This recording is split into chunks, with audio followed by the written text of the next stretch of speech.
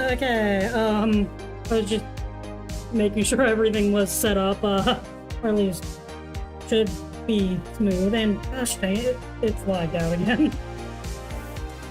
Oh, actually, I don't even...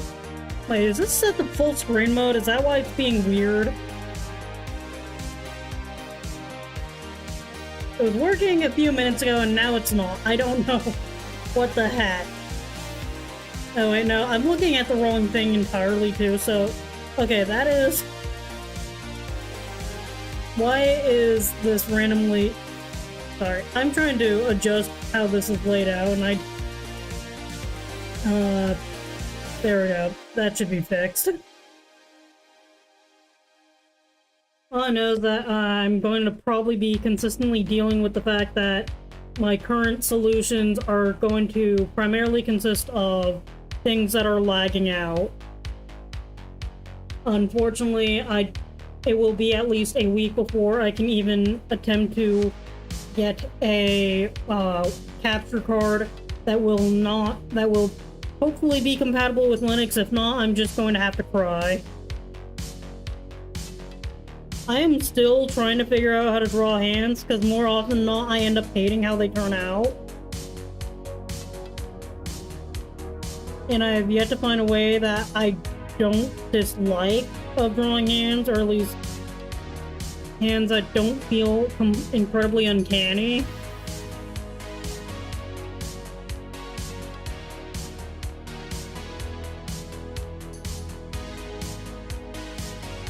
I mean, I guess it's probably a little easier for me to draw smaller hands, simply because of how... Well, largely just due to how, the amount of detailing I put into them, is significantly less than what I end up putting into other parts of the drawing. Gosh dang it. Okay, that part I definitely made too. Even with a reference right in front of me, this remains the most frustrating part to me.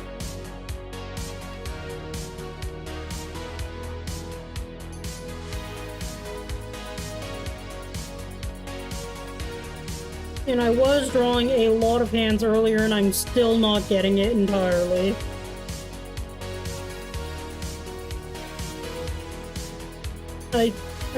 Seriously, I don't understand how people manage to draw hands so well, and I'm still struggling.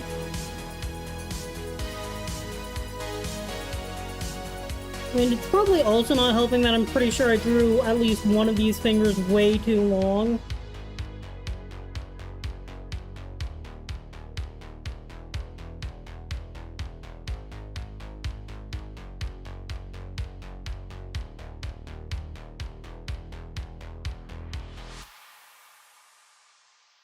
And this one looks way too thick. And now it looks way too long. And I don't know what else to do to fix it.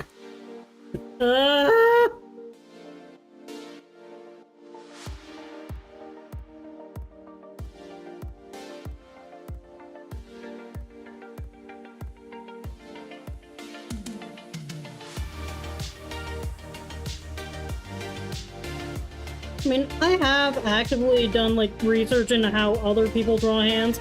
It's not been that particularly helpful to me, at the very least, because I've not been able to get anything to work for me. Because it either feels a lot more detailed for what I'm going for, or too under-detailed and uncanny, I guess.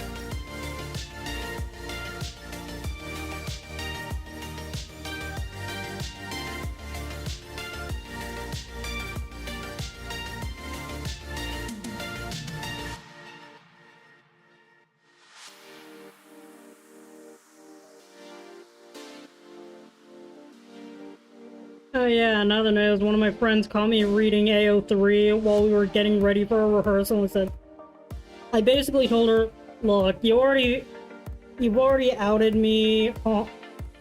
You already have one of my secrets. Just let me have this. Then again, AO3 I think is one of those sites where you only really recognize it if you've been on it, so at the very least I can also hold that over her. I mean, I wouldn't say that the two of us are particularly close, but she does know me well enough because I'm the only person who's been in that choir since I arrived at school. In other news, my software engineering teacher is in agreement with me and everyone else in my group that the guy who made the decision that we're developing an iOS app instead of the web app that we initially agreed upon was making an idiotic executive decision. I still can't believe that this guy up and declared himself to be the team lead. And the only reason why he even tried to declare himself team lead was because, look, we have a working prototype. Like, yeah, that's cool, but at the same time, 3 of us cannot work on it, and you've already wasted 3 hours trying to get us to a point where all of us can work on it. At the same time, completely ignoring another milestone part of the project that we've had to work on. And literally everyone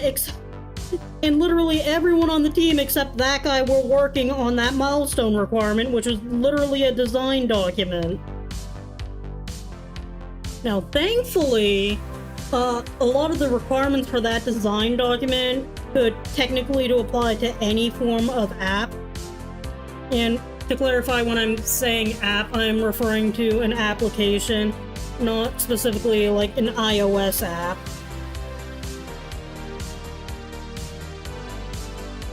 It's just that, when most people hear app, they are probably thinking something along the lines of iOS. Then again, I have my own grudge with iOS, and that's largely because of this guy who decided we're developing an iOS app. Like, yeah, cool, you got it on your phone. Can you help the rest of us actually run Xcode so we can at least try developing it? You want to know his workaround for that entire issue? Assign everyone who isn't able to run Xcode on their computers to work the back end. Like, I'm sorry, some of us wanted to get some experience also working on the front end. Like, I get that not all of us are destined to become full-stack developers, but at the same time, you making this decision didn't make us that flexible. If anything, it nearly derailed the entire project. And it's probably going to cost us points, because technically it is, while everyone is still getting graded on the same technical side of things, it is still also a bit of a competition. Because best group gets bonus points, and we're already frustrated with you.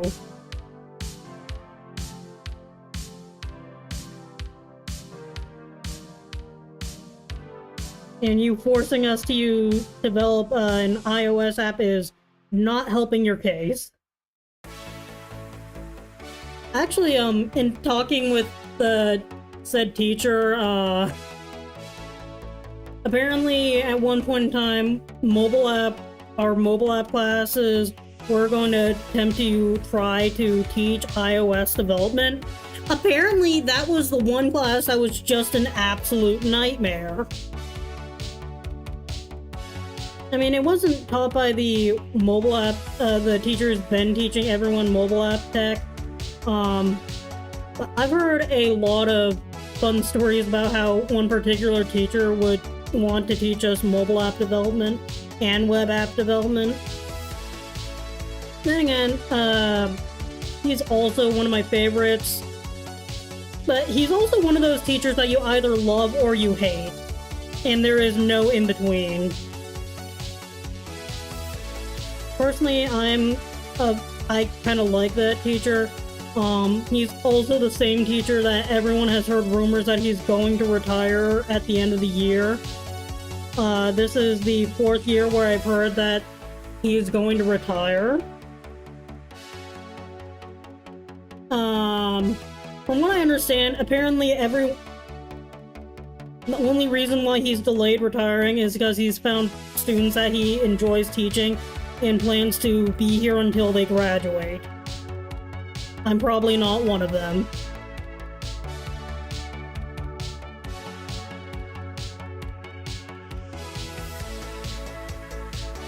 Oh yeah, you know what I should check? I should check in. Okay, yay! It's actually displaying at the right. It's displaying that angle correctly for once. Yeah. Previously, that was displaying upside down. Then it was displaying at a 90-degree rotation. And now it's finally displaying right side up. I don't know why it finally decided to do that, or why I was doing it incorrectly previously. You know what I probably should do? Probably switch back to using my PNG tuber model for my art streams, because I spent a lot of time looking down, and even with the best face tracking software, I don't think it can see my head very well at a low angle. Yeah, because looking up, it just looks like I am glaring at the screen. But hey, what can you do? I'm here to have a good time.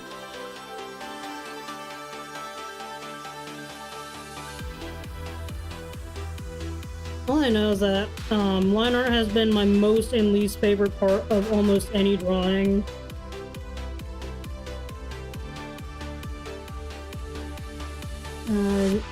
The other thing I need to do is probably pull up the reference of the original image that I'm basing this off of. Let's see if I use the correct brush.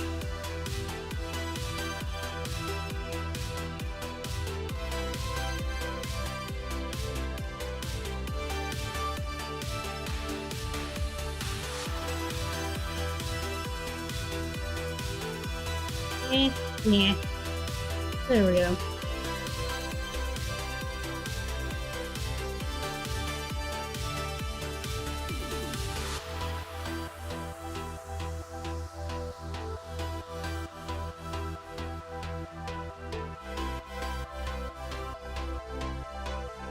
And now for the other hard part of line art that I don't particularly enjoy, outside of just cleaning up and then zooming back in when I have to go into color, and then realizing that I managed to somehow miss so many other problems. The other part of line art that I hate is just the longer lines, because more often than not, getting them to line up properly is half the nightmare. Especially when you're trying to do it so that you avoid tangents. That is as close as it's going to get.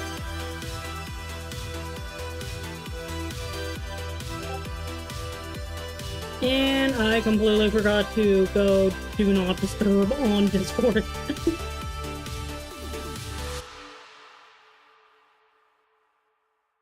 There we go. Problem solved.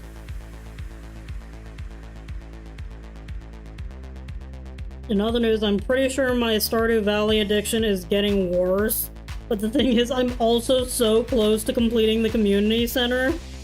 I don't know how many hours I have on that particular game file right now, but I've probably added at least another 24 hours to it this week alone. Although, I'll be honest, a lot of those some parts of that 24 hours might just be me sitting on the pause menu, because earlier today they had to do room inspections because it's fall break. Or not fall break, spring break. And the RA had to ask me to leave the room so that she could do her inspection thing, her safety inspection.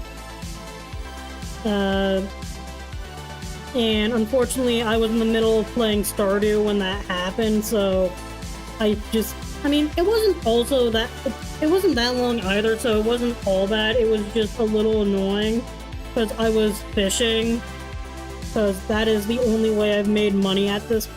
That is my primary method of making money now.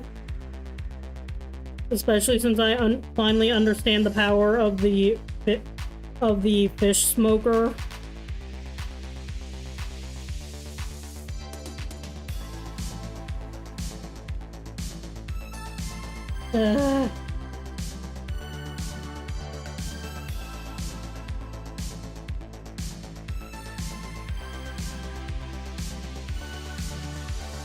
I'm just gonna have to live with how weird that'll look in context later.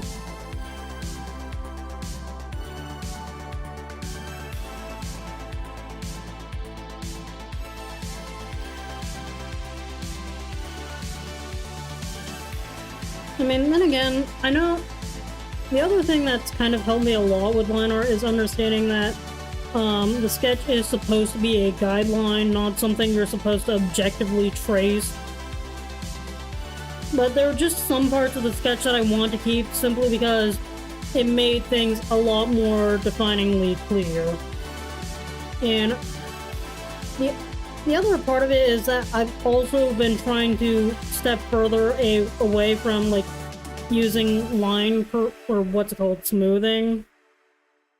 Like the only place where I'd really use smoothing, I think at this point, is in line weight.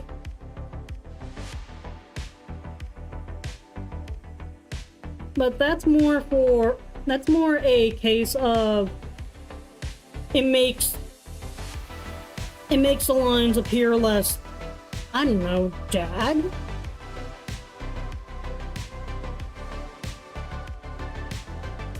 Or at least it makes the weight feel a lot less out of control.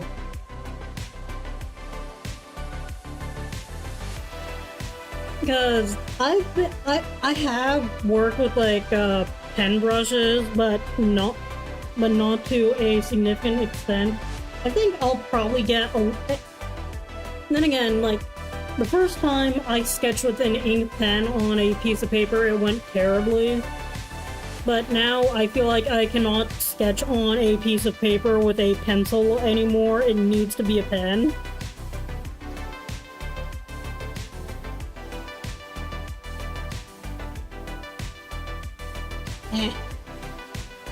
Sorry, little hair fuzzy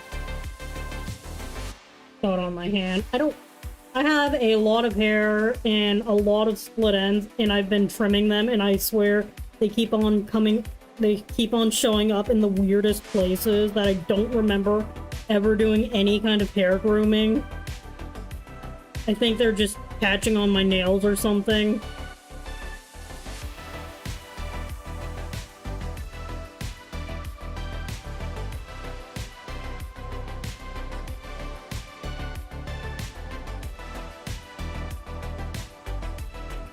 That's the other thing I probably need to do is start posting to social media again, but at the same time, I don't enjoy social media all that much because it feels so gosh dang draining.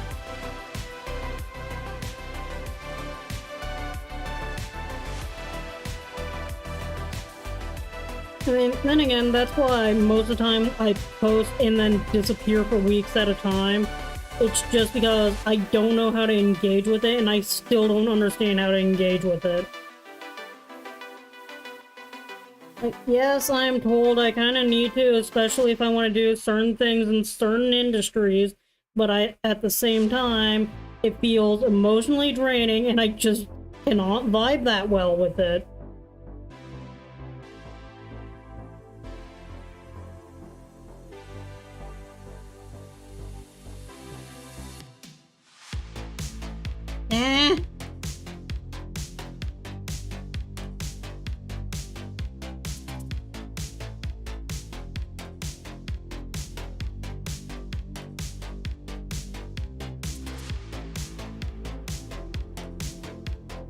Yeah, I mean, I guess the other thing I probably could talk a little bit about is just how I managed to get sucked back into the TF2 fandom.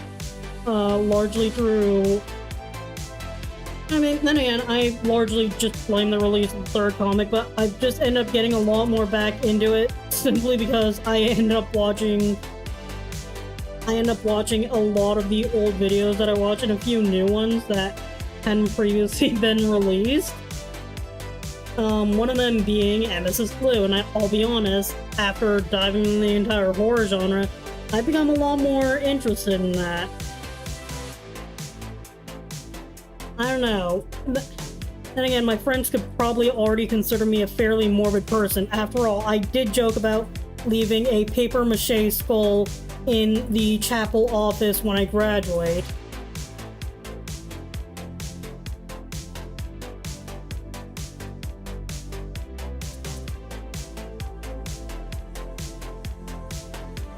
I mean, I probably might actually end up doing that just because it's something that would obviously be me, and I think, and I kind of sincerely hope that they know I mean absolutely no harm by it. But I think the only way I can really make it clear that I mean no harm is to actually do a little Day of the Dead type design on it. Just to make it really obvious that, hey, this is me being silly and lighthearted. Don't take it so seriously. I'm not trying to curse all of y'all. Albert might be trying to curse all of y'all. For those who don't know, I have a papier-mâché skull that game dev club named Albert, and then another member of the chapel staff gave the middle name and last name Sebastian and Curtis to. So that skull's full name is Albert Sebastian Curtis. And it is the silliest thing ever. Because I've somehow accidentally convinced people that this thing will give them bad luck. Well, no, I didn't convince them that it'd give them bad luck. They convinced themselves it would give them bad luck. The only thing I've ever said is that in a Mexican standoff, the Mexican will win by default. But that's just me being goofy after chasing two of my friends halfway around the block with an umbrella.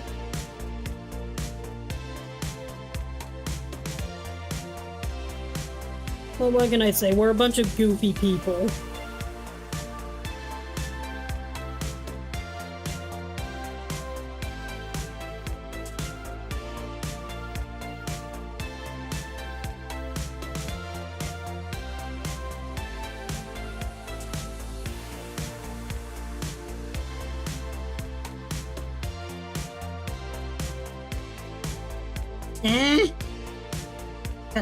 Come on, you can brush! You're not brushing, brush! There you go, brush.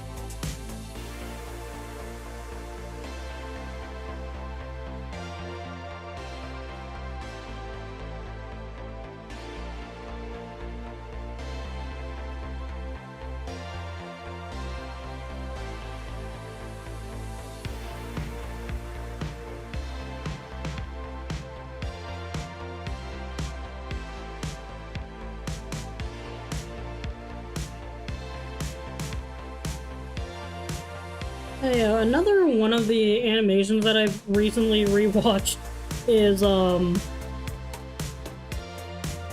Meet the Amazing Team series by Pymations, which was actually really fun to rewatch.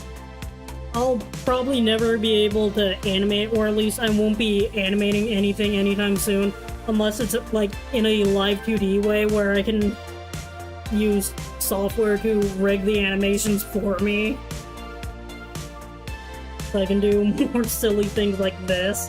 I mean, I'm already planning on seeing what I can do to make an overly complicated combat thing in Rentai for no reason. Other than brain set would be funny. Then I'd also just have some kind of interesting mechanic to work with if I ever end up making something really fun in Rentai. Because, like, I don't know how many times I've said it, but the biggest thing I ever learned in indie game dev was that your game will live and die by its mechanics. If your mechanics are terrible, then no amount of story is really going to save it. And the thing is, I technically had come up with a loose outline of the story, pulled a mechanic from that, and then end up rewriting the story anyways. But that was largely because I realized at that point in time that the story I wanted to write was, one, ridiculously complicated, and two, not that suited for a first-time indie game dev. Especially one that was working solo.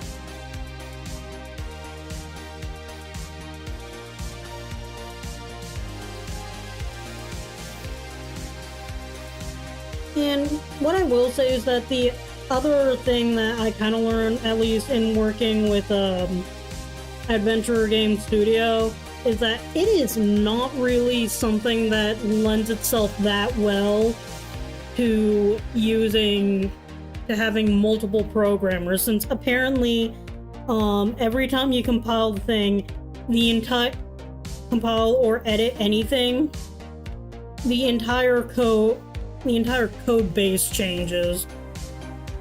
Like, you edit one script for one room and the entire file will change. That is how annoying that is how finicky it can be if you're not paying attention.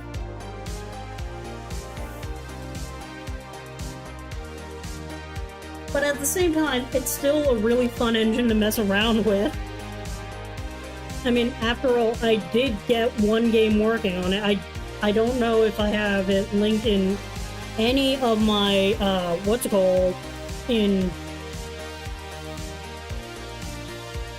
don't know if I have it working in any of, linked in, I don't know if I have my itch store linked in anything.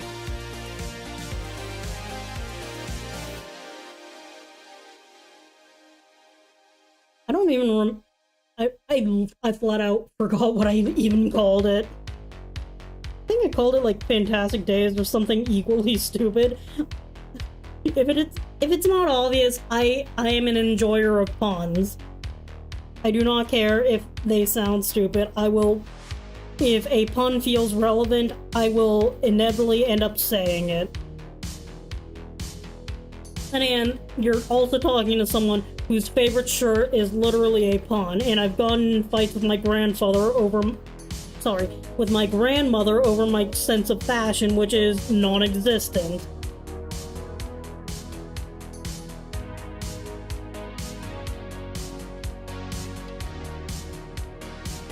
I don't know how to draw the fluffy fur thing.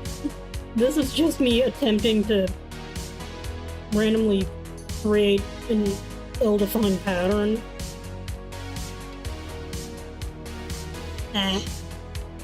I'm sorry. I've had a weird issue with my right eye, which is where it just feels incredibly crusty all the time. And it's not bothering me that much, but it's beginning to bother me a lot more now.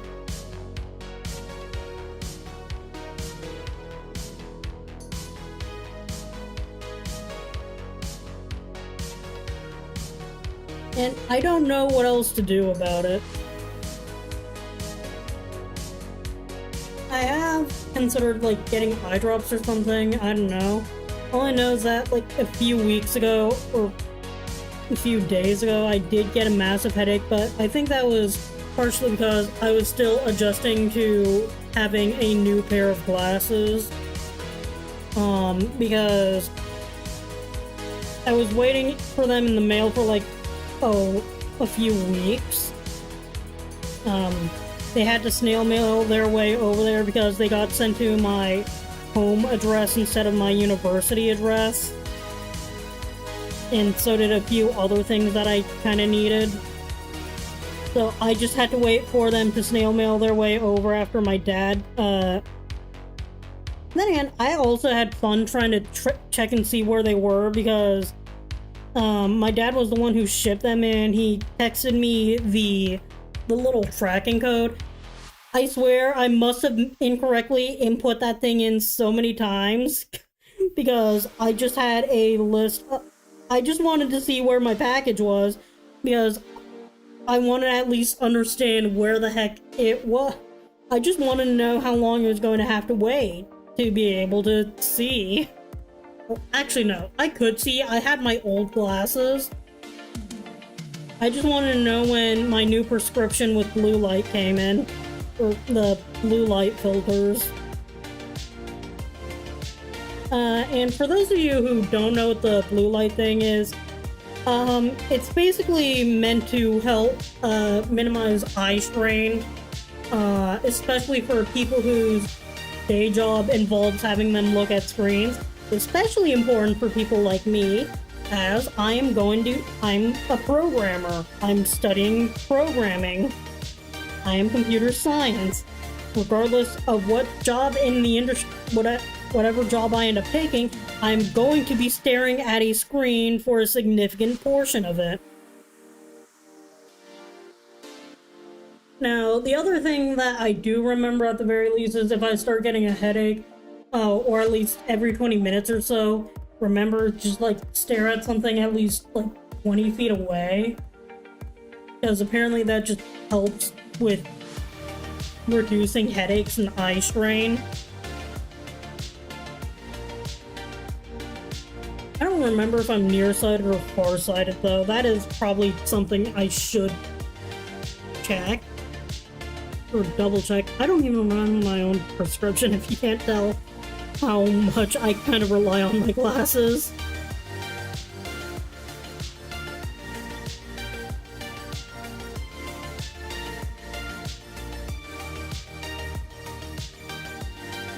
All I know is that the other thing I'm probably going to be working on this week outside of programming stuff is going to be my own portfolio site. I'm probably going to include an HTML workable version of the game I made. I'll be honest, it is kind of mid. I still got a good grade on it, so I don't care.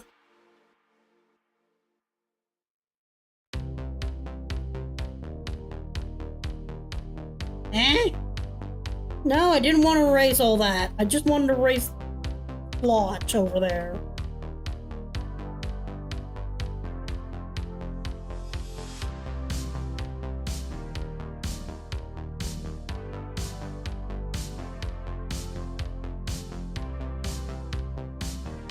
All I know is that I have enough pizza in my fridge to feed an army. Just kidding, I don't have enough to feed an army. I ended up getting a bunch of extra pizza, though, because I was doing a lot of stuff for Black Heritage Service, because this month is Black Heritage Month, my school has done an annual Black Heritage Service for the past 10 or so years. I spent most of my Wednesday morning trying to get all that set up, or at least get my part of the AV tech work done, because I had to, because technically, Black Heritage Service, I'm in 2 choirs. Normally, I would be running the live stream. I can't do that. I am on stage. I am getting... So, my Wednesday... And I couldn't get anything done on Monday as I was sick. So, Wednesday, I'm learning that not only do we not have announcement slides, we also do not have lower thirds made, and the only relevant thing that we have for at least this year's Black Heritage Service is one singular Instagram post. Normally, that stuff is taken care of weeks in advance. Like, for MLK Day, that stuff was largely built. I just needed to put in... Black MLK Day, Black Heritage Service. All I needed to do for those was literally fill in who was doing what for the lower thirds and create the video for the announcement slides, which is significantly easier than designing all of the announcement slides. No, instead, I'm having to run back and forth like a headless chicken to get all that put together. And instead of doing rehearsals with the choir, I am instead having to leave in the middle of that to go take care of another fire because the other person who usually helps run live stream has a meeting at 5 that she cannot get out of.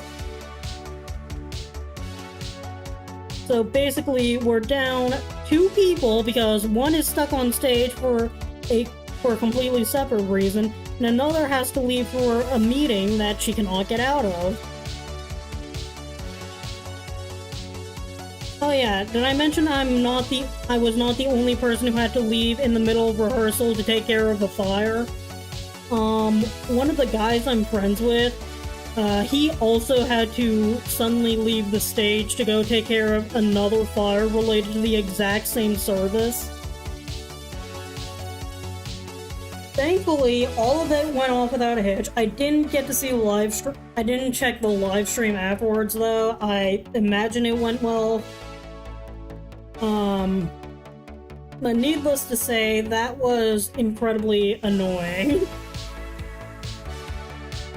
I did not enjoy getting pulled away from stuff I had to do for a different reason. Anyways, on to the other fun part. Why did it turn sideways? I'm gonna do a quick, I need to switch over real quick just so I can pull up a reference image so I can at least have colors. I mean, I don't have a lot of pictures of me. Most of the ones that I do have of me were literally taken because someone else wanted me to, either a friend was there or someone else was taking the picture, and I just happened to say, like, I need to get a different version because this has not colors, shading.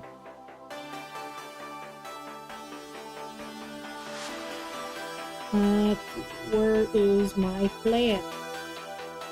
Where are my flats on this thing?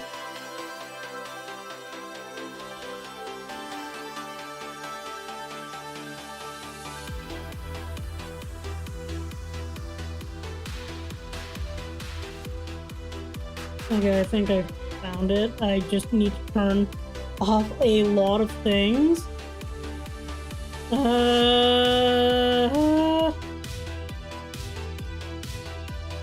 Okay, there we are.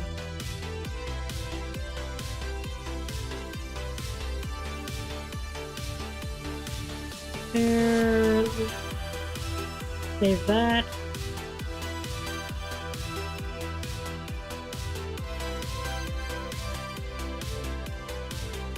And then pull this back up and import that. Alright, now you can see my screen again. And by see my screen, I mean apparently have my thumb create a new splotch line, which is incredibly annoying at times.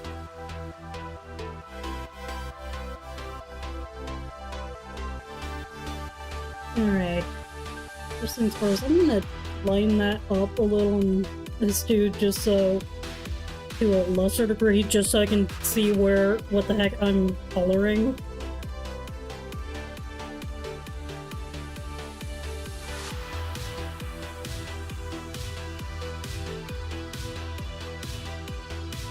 Alright. And because of how on to coloring.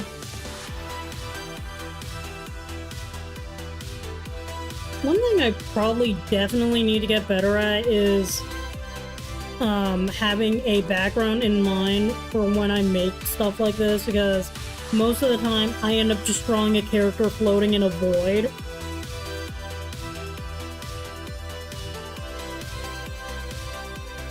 But that's also largely because I have a tendency to pull my characters from whatever sketch I originally drew them as. And it's a little harder to work in some kind of background.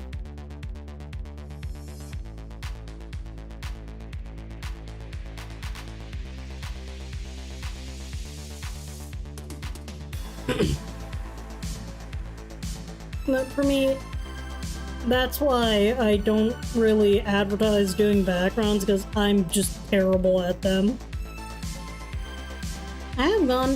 What I will say though is that I think the few animal studies that I have done, I think I've gone a little better at them. I'm still not doing them often enough to even to justify them though. It's just something I feel like doing whenever I feel like being silly.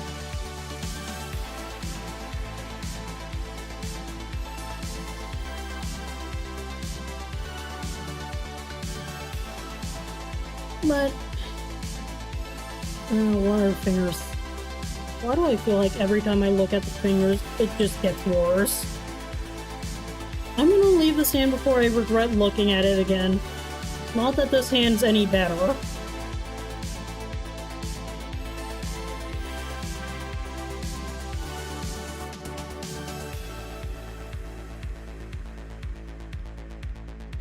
Alright, I needed to remember to drink water. I'm 90% sure that's what caused another one of my headaches previously. That is dehydration. What I will say is that if you are just beginning to feel dehydrated and it's hot outside, it's already too late. Or at least that's what my dad tells me.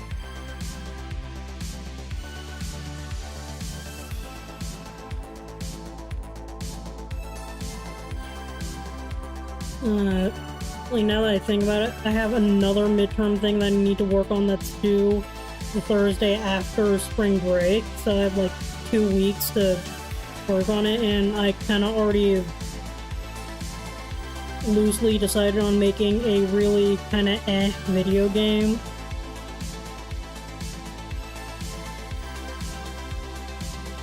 Although it's probably going to be more like a kinesthetic novel, using stuff that I've already created or have lying around. I mean, then again, how many people do you know built like tiny little wood huts out of sticks and grass because they were bored? I'm not kidding. That is literally I have a picture of the thing I'm in. It's literally been my screensaver for who knows how long.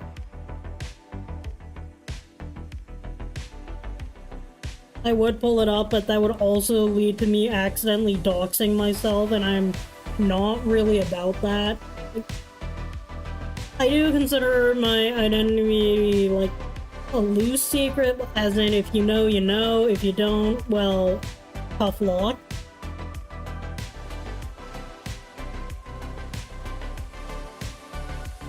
Because I haven't exactly made it to a secret to my IRL friends that yes, I am a VTuber.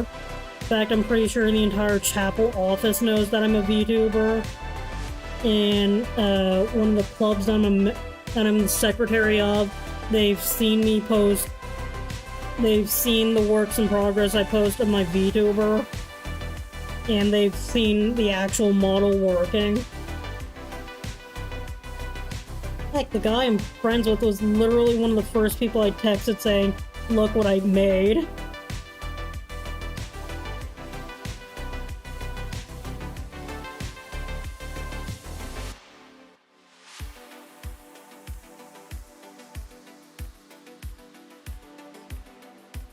Also, I'm not gonna stress too much about, like, getting the eyes drawn out correctly. Simply because I already have, or what's it called? I've already,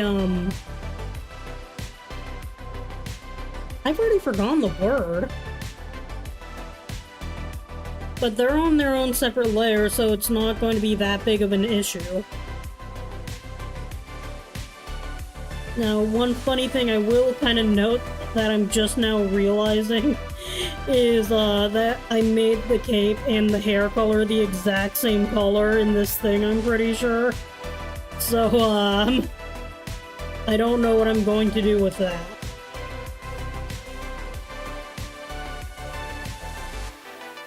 I might change the hair color, or either the hair color or the cape. But that's only if, with how this looks, because I think when I originally made it, I wasn't really thinking about that all that much. I was just more in the process of, I'm making this design up as I go. And the design is whatever looks cool.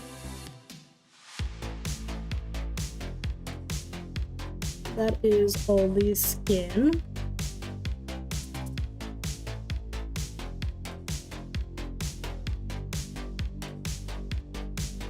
The real question is, did I use pure white on this? Okay, I didn't use pure white on it.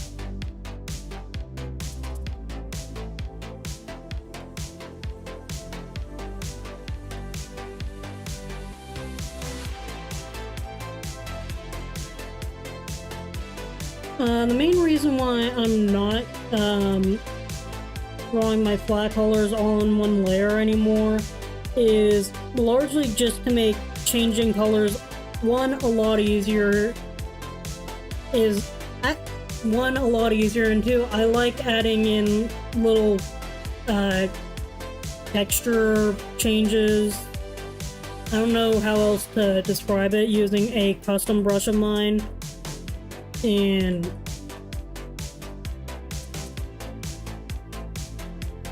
it tends to not go that well if I have to deal with multiple colors on the same layer.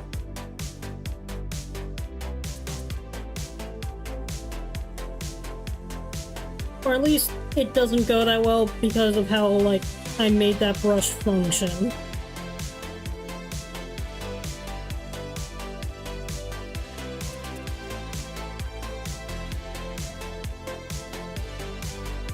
Alright, next layer. Going to go for the eyes. Pretty sure this purple is the only purple I have, or at least saturated purple I have in the entire design. Then again, this is also a design from back when I thought that if you were going to have if you're working on a limited 5-color palette, you can have, like, you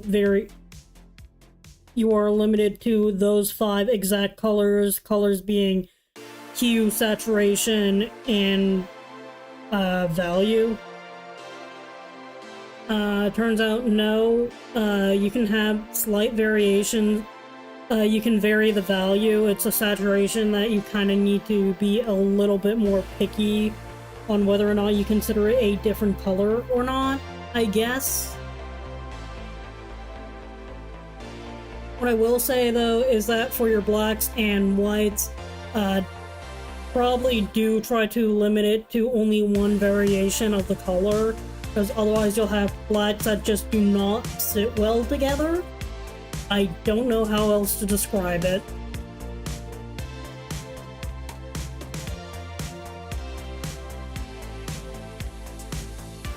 Who knows, maybe one day I'll just do an entire character design stream.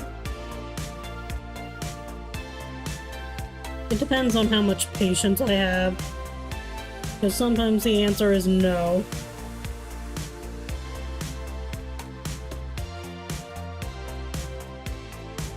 And like, the other thing I'm loosely working on is just Danganronpa thing. Largely fandom, although it's more like a fan roleplay thing.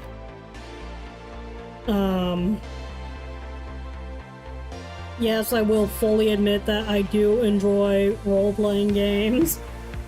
Why else would I be online pretending to be some form of entertainer when I don't consider myself to be the most entertaining person?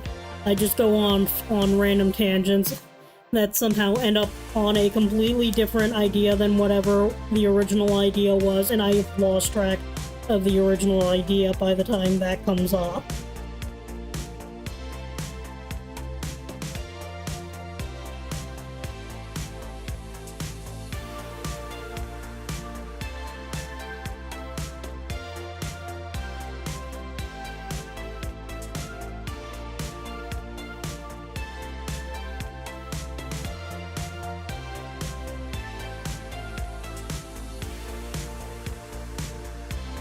Another thing I definitely kind of want to get a lot better at is drawing curly hair.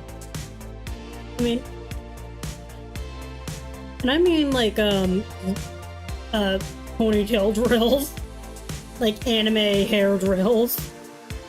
Those kinds of curls. Because they just feel like a complete parade of excess, yet they also look so gosh dang amazing.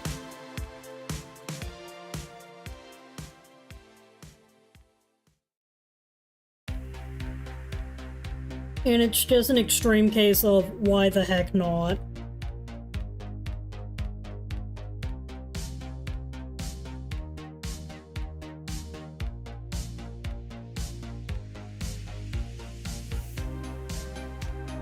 I will probably have to go back into the line art to make sure that or at least double check the line art just to be sure that the colors aren't spilling anywhere in a weird way. And my foot has also successfully fallen asleep, so that is wonderful.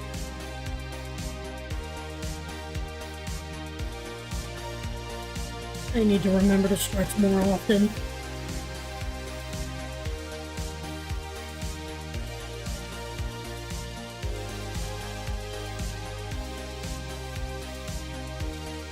All I know is that the other debate I'm having with myself right now is whether or not I continue streaming Genshin or if I even start another Stardew Valley stream. I've considered it largely because I think my addiction is getting worse and I kind of want to share that with at least some kind of audience. Because it's either that or I invite a bunch of people to play Among Us. And I am a terrible liar.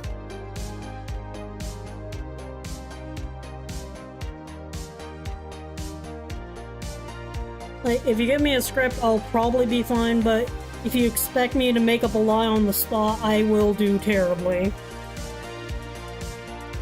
Then again, that's also just my own personal opinion on how well and experience with social deduction type games, which are decidedly not my favorite.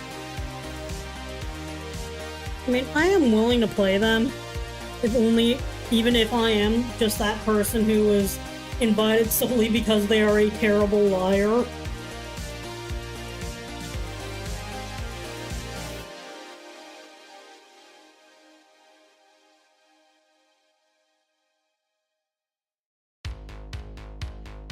I think the reason why I gave this character a cape that is the same color as her hair is literally because her hair was supposed to be implied to be incredibly short.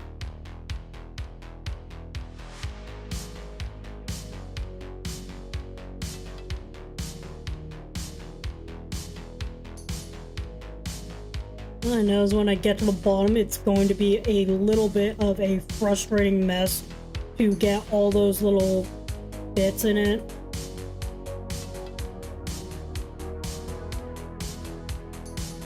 I mean, theoretically, I could also reference, Earth is reference not even on the right layer.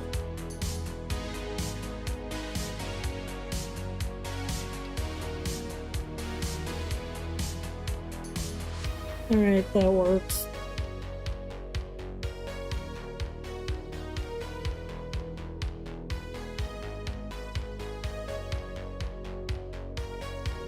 The main reason I don't really like using reference is just tendency for that, and also sometimes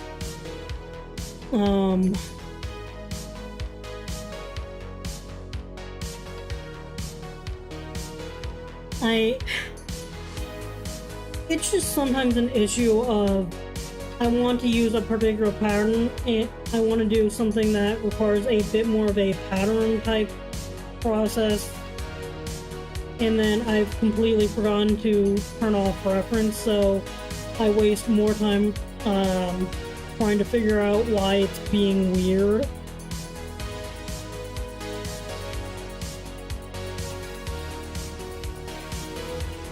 Like, for the section with the little circles thing, I'm definitely going to have to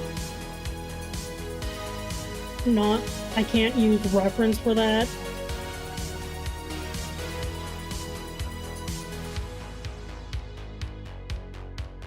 Also, this just looks weird and I don't like it. But more importantly, jagged edge.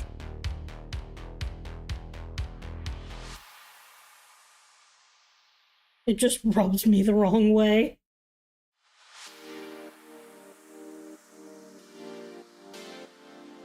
So I am still using that.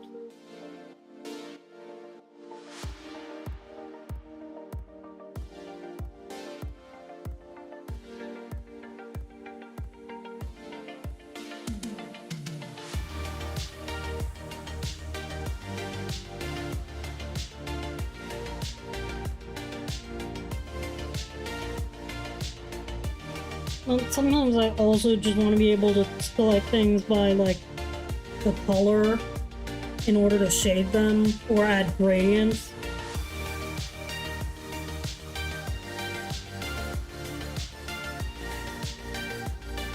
And I can do just, like, something like that to connect them.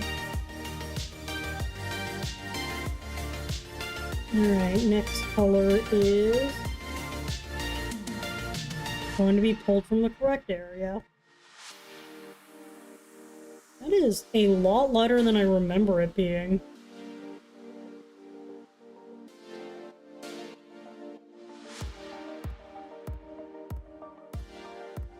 It's either that or it's just me.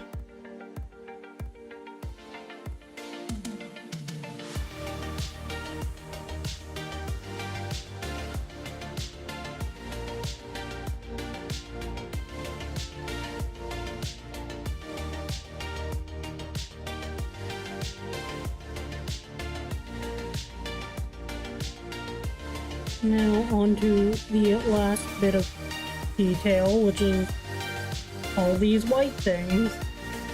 Sorry, off-white things, and if you didn't know what just happened, my iPad just slid off the desk.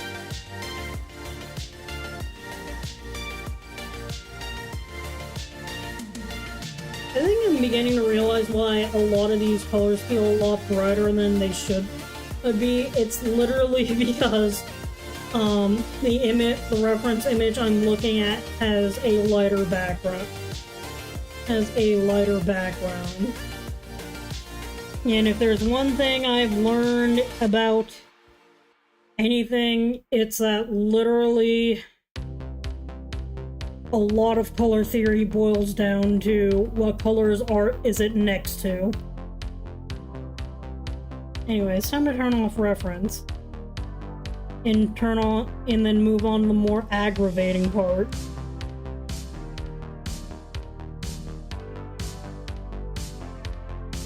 Which is how I designed this skirt thing.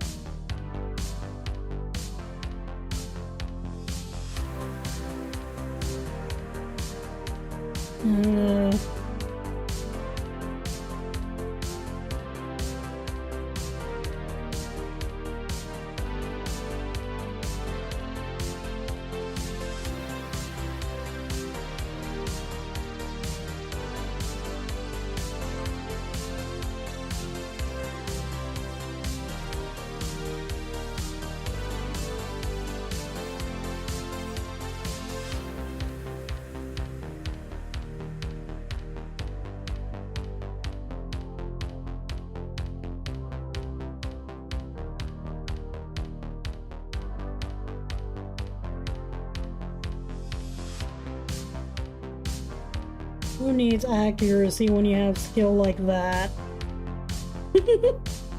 No, that is horrific.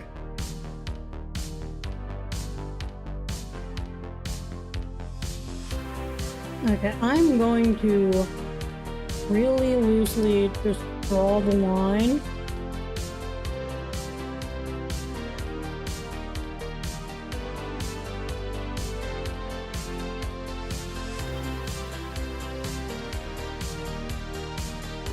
There, and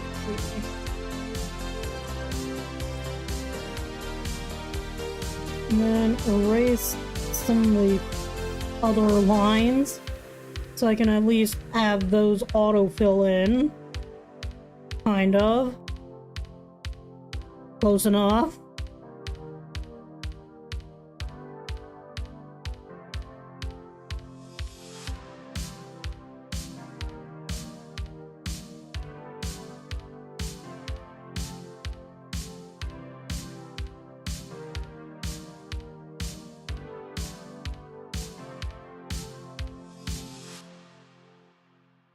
Alright.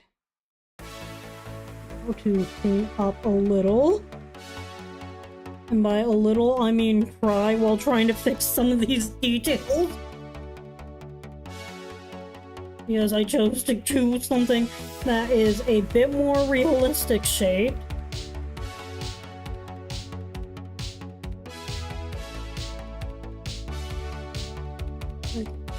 Okay, that'll work.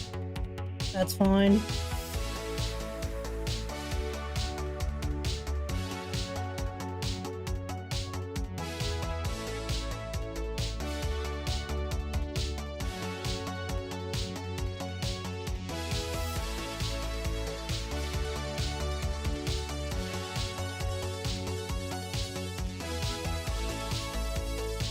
I can't erase that a little.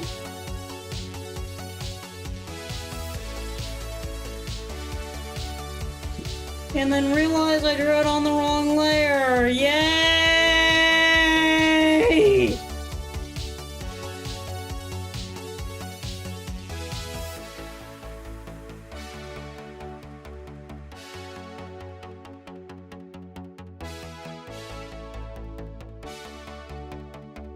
No wonder it wasn't coming out. No wonder it felt a lot darker. It was on the wrong layer.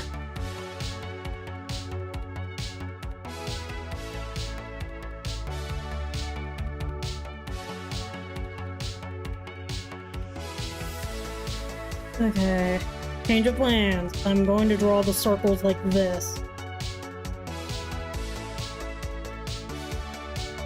Line, circle, circle, circle, circle, circle. That went horribly. Stretch you out a little.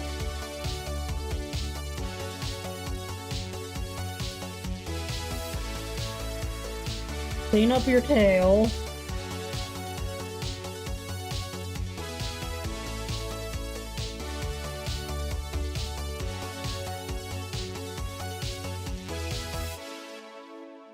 Redraw a significant portion of that.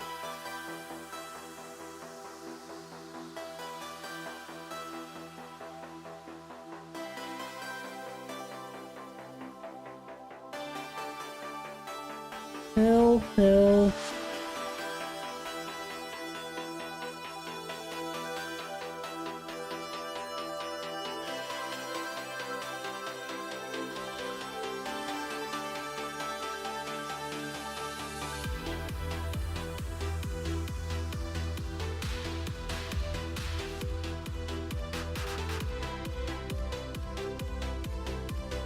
I feel like I am 5 seconds from sneezing. So that connects.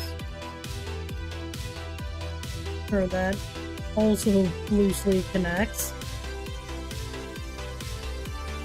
You know, that doesn't matter all that much. This little thingy does. And then I'm going to erase this line, not that line.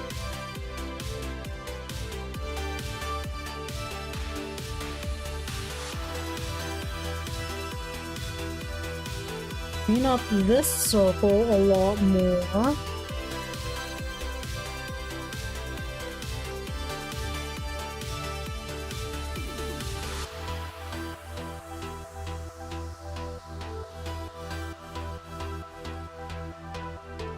Clean up this line.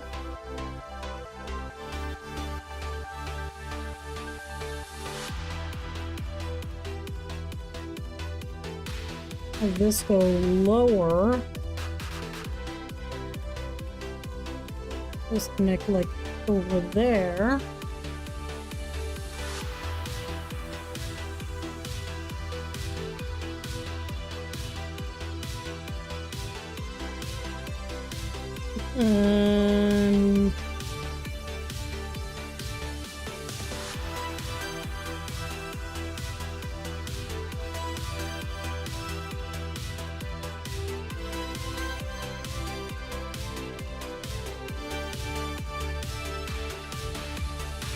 Close enough. No, I wanted that.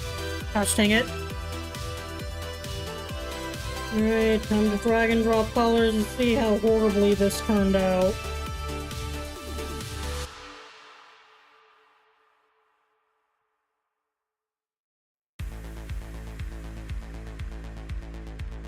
It still looks terrible. I don't understand how this turned out that well to begin with. Or at least turned out decent in the other piece. I think it was probably because I wasn't trying to match any of the waves to anything else.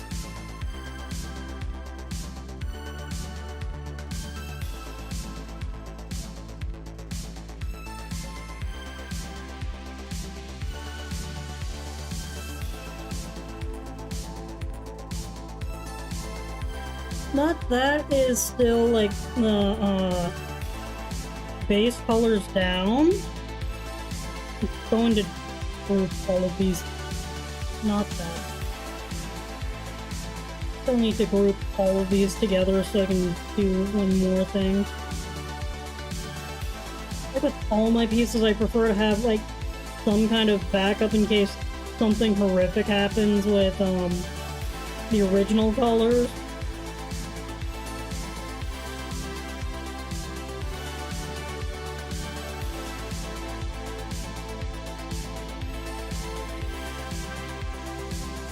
Anyways, on to doing the other thing I was talking about, which requires me to find the right... Is this the right brush, or is this the one that I made that's more... Okay, that's Rainbow Gradient.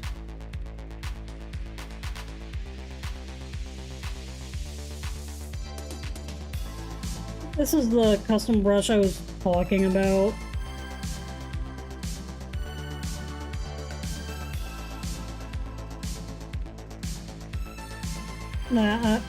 And the thing I do to just give it a little extra texture.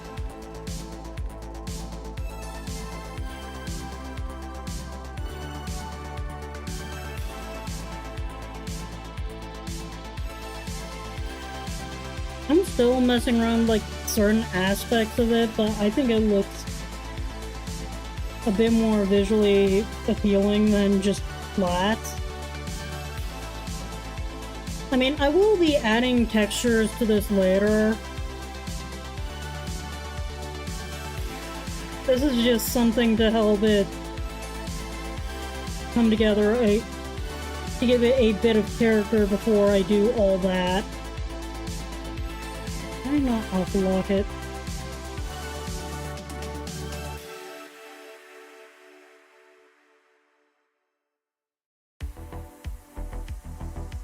Anyways, don't need that anymore, because I'm flattening all that for the next step, which is literally just shading and texture stuff.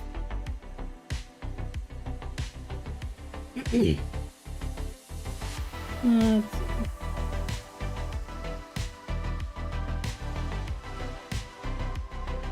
I mean actual texturing. Usually I like to have a clipping mask and set this to like either multiply or line depending where on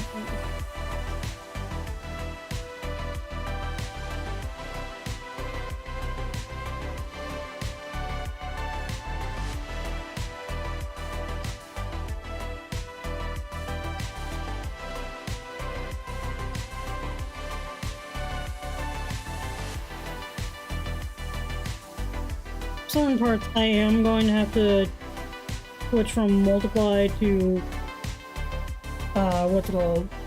Overlay.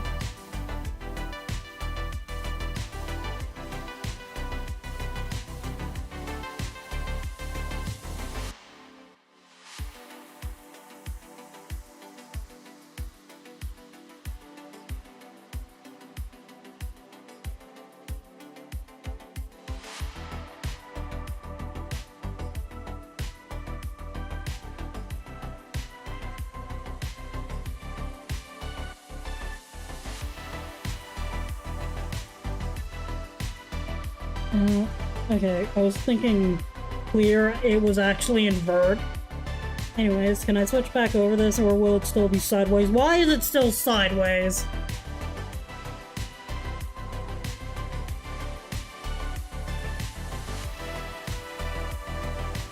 All I know is that independently of the eyes, I tend to do the eyes a little separately. Where...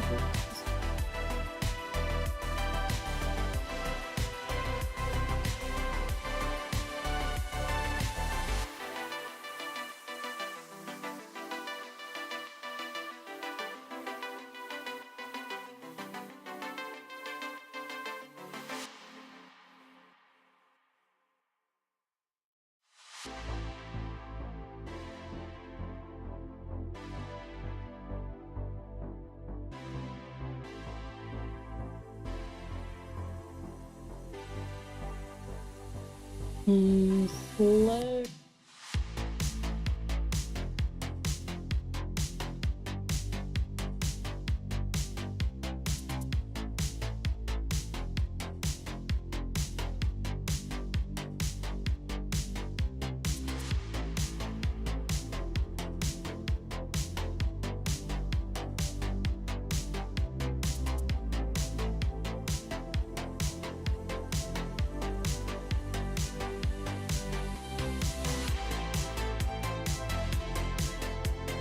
I should probably erase all that and switch this to color mode.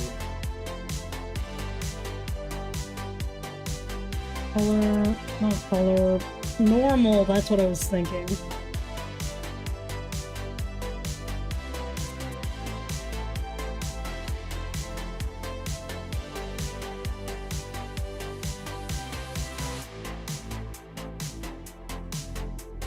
Basically what I'm trying to do now is just add a bit of extra color to the... Basically I'm shading the pupil eyes.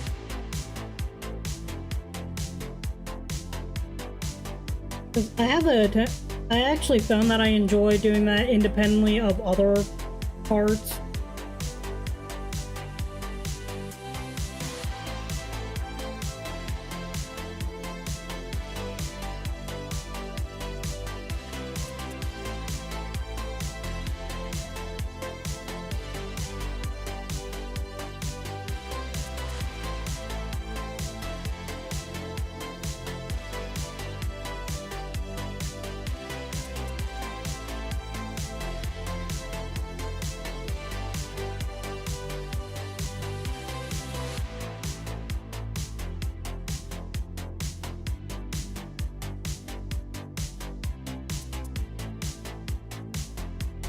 And then I will be doing the...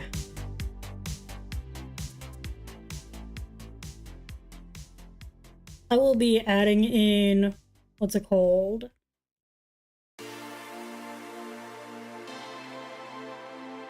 The highlights last.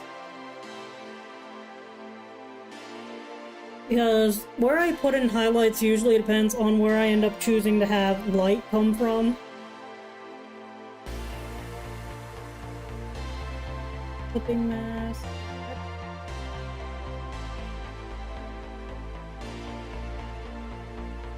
Anyways, on to more fun things like textures.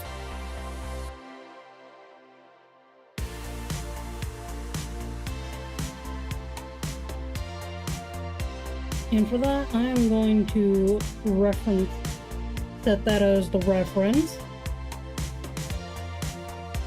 And I'm gonna need to quickly switch over to the original image, which is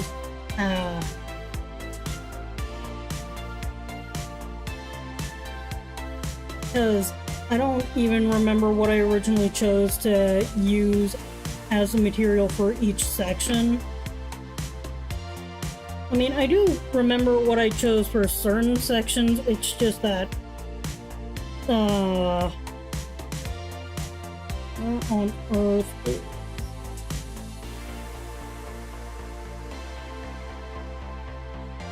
Okay, so for these, I use that.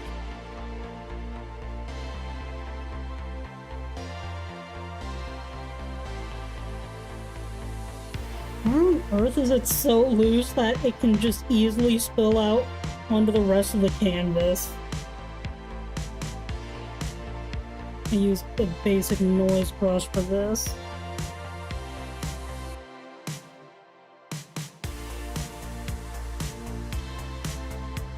Where on earth is... Sorry, I need to wipe off my screen because I'm pretty sure I may have done something on it.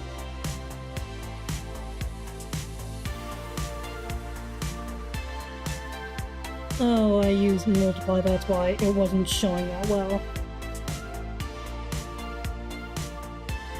Clear, invert, and then reselect everything. Yay!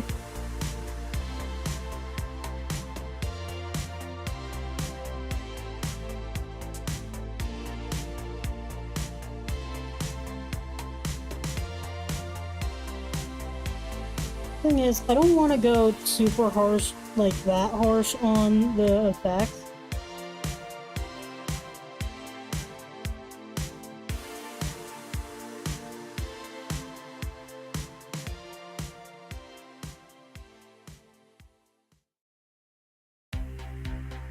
But the thing is, at the same time, I don't know how much I need to press in order to get something on.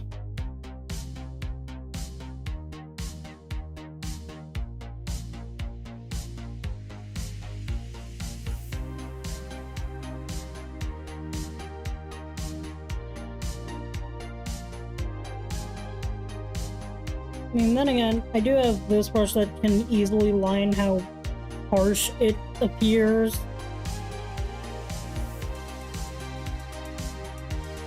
If I think I went, like, way too hard. Like that.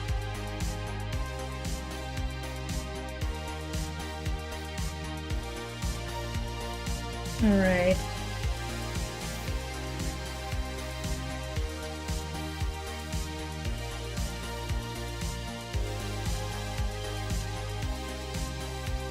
I think the other difference is that I didn't have it, I had pure flat colors instead of whatever I'm doing here.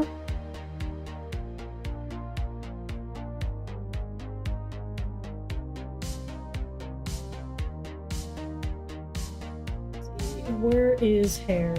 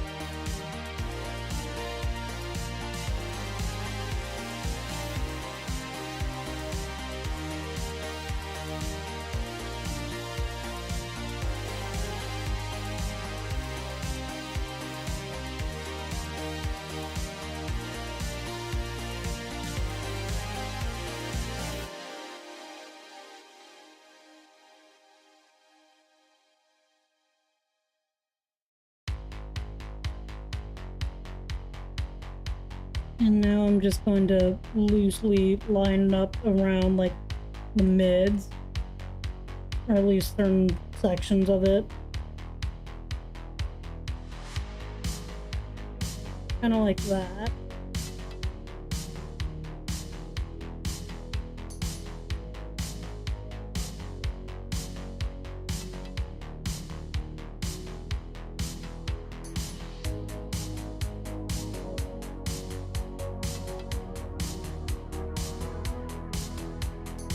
what is a texture I can use that can kind of like appear a little. Ooh, cloud. That's right. There's a cloud-ish texture. Organic rainforest. That's what I was thinking.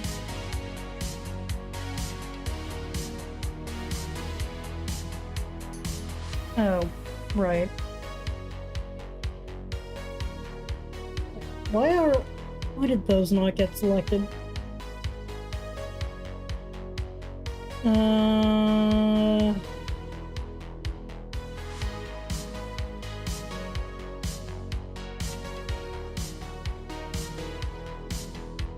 No, not these. No.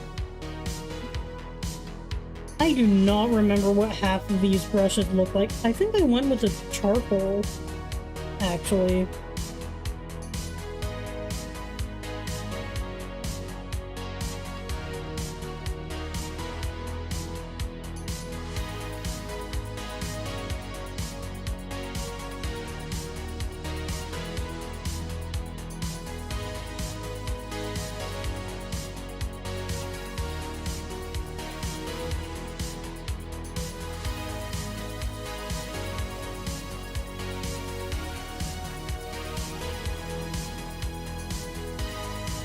No. I don't remember what I used. I mean, the other texture I technically did use here was Fine As Is. Probably gonna have to leave it a lot more to the shading to explain what the heck I was going for.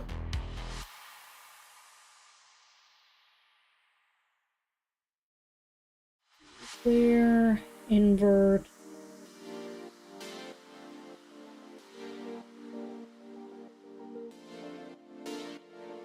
Oh, that looks horrifying.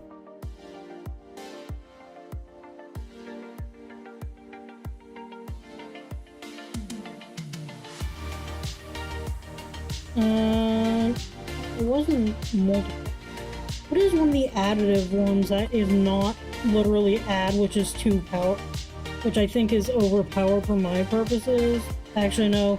It's overpowered for everything except what I'm actually going for. Except for the places where I'm actually trying to line things, aka down in these.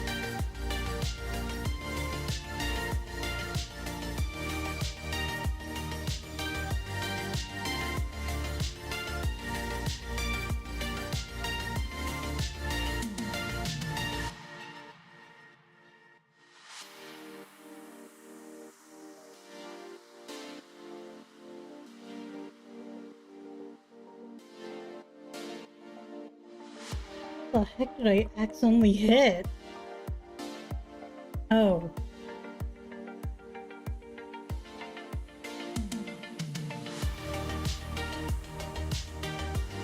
Alright, that. And then I'm going to go back to the noise brush, assuming I can find it.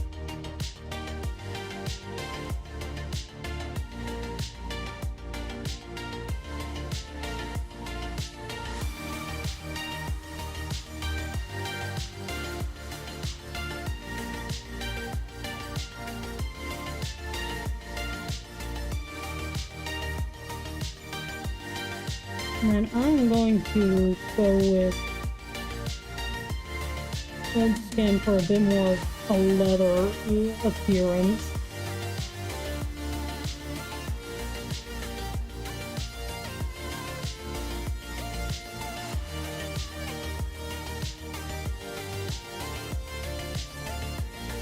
There we go.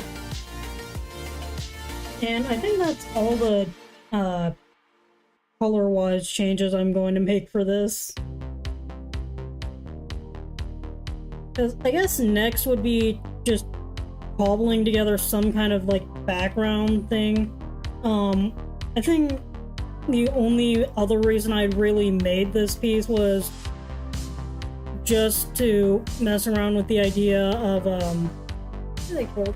Little ice crystals or something. what I will, and the dispersion effect that I also learned how to do.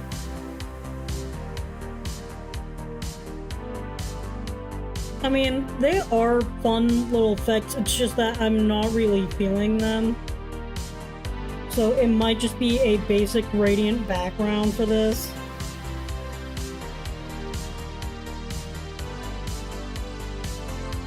I might lean towards like a warmer lean towards a warmer purple that is highly desaturated.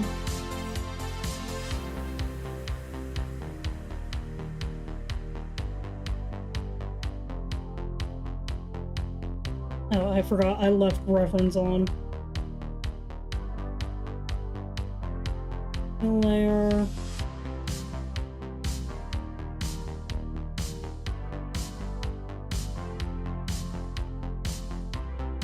I'm going to, and then I'm gonna like darken the gradient towards the bottom.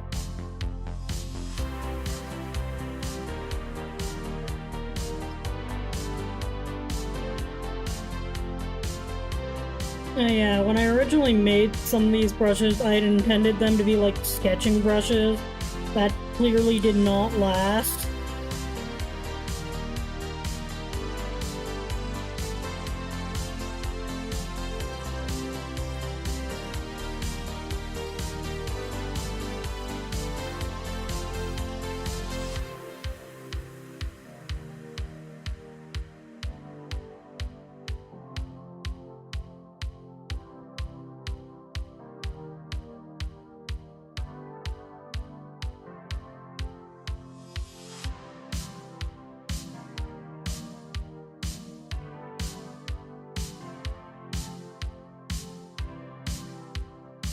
And then I'm going to go slightly warmer and a bit more saturated, but definitely brighter all the way up here.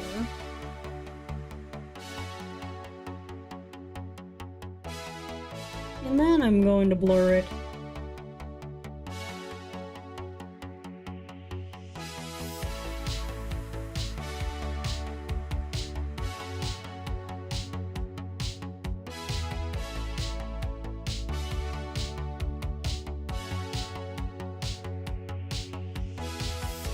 And now we have a character who stands out against the background.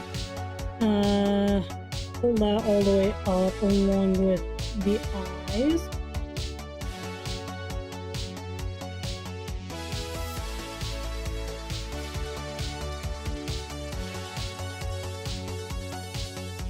And that is going to remain frustrating until I can fix it. And again, the main way I end up fixing it is literally by changing the color of the line art or the eyelashes. I'm going to take this color and like, I think have it 78 divided by 2 is 35 plus 4 is 39.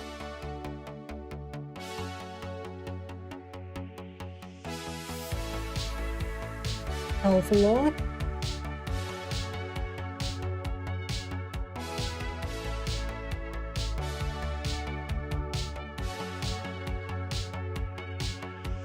And I need to find the right brush again.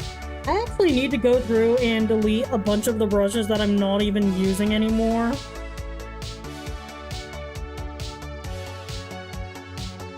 Alpha lock. Color, color, color. And just for an extra little bit of color, here's some more color.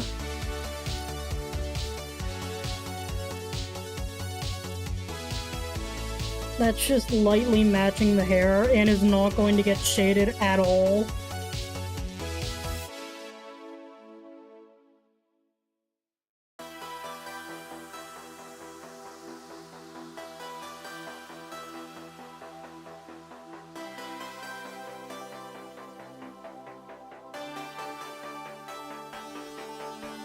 On top of all of that, I like to throw in a few different things to make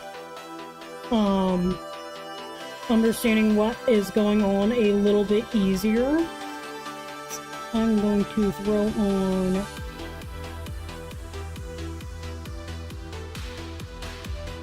that on, duplicate, let's set one of them to saturation,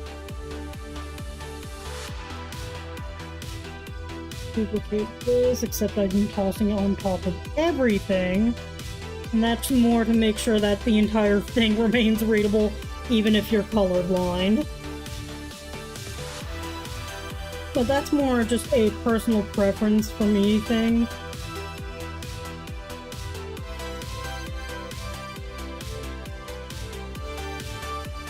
Let's see. Clipping mask. I'm going to pick a color from all the way over here. Fill layer. Set to multiply. Delete. Mask. And set to half scroll. And now onto the slightly more fun part of adding in lights. That's too much light. Still too much light. For those who didn't get it, I was being goofy.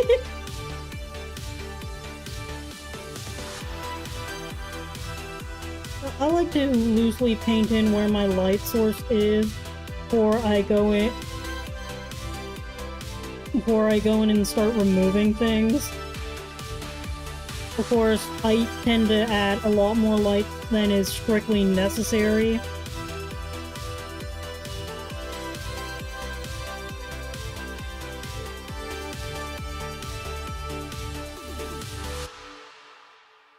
Because I will be zooming in a lot more to pick apart the finer details. Make that a reference.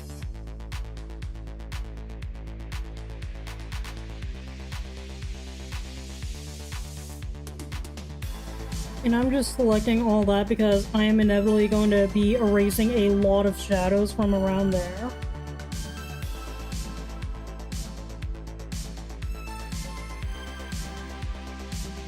Okay, I think I understood why those shadows were not as bright as I wanted them to be. Because I was using the wrong color.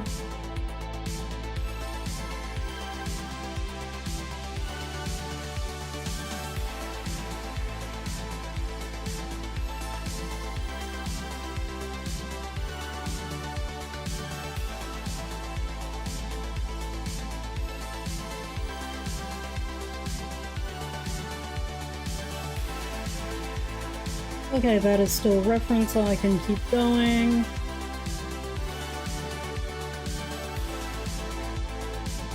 Well, theoretically, everything should be the same brush.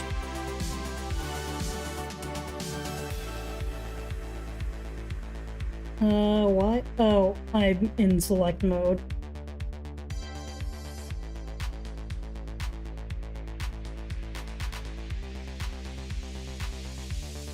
Alright, now to start erasing things as originally planned.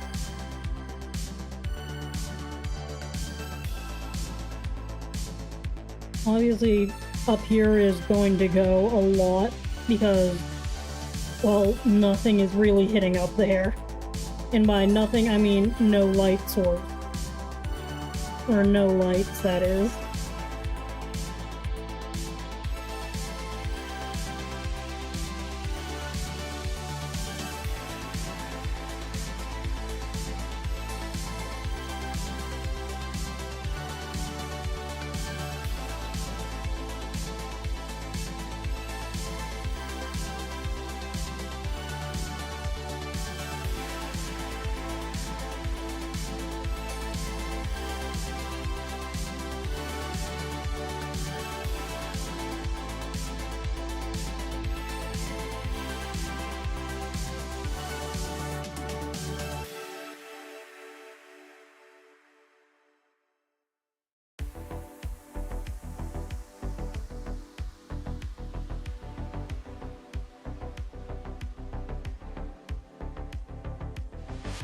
Also lighten a little bit of the face, just add a bit more sharper highlights.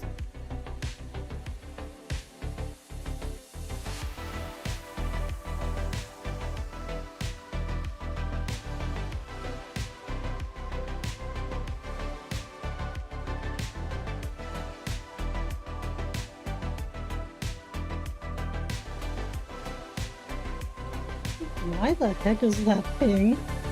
I don't remember what the heck that is. I don't even know. Oh! I know what it is. It's a sketch.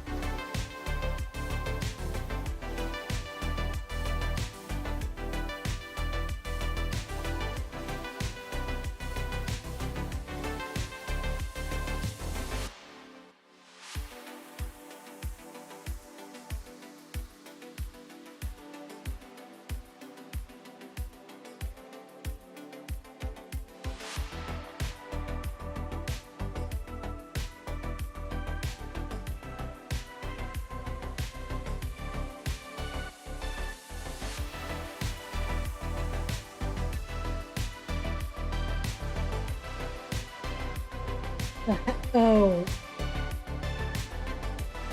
Sometimes it really helps to know what layer you're even working on anymore.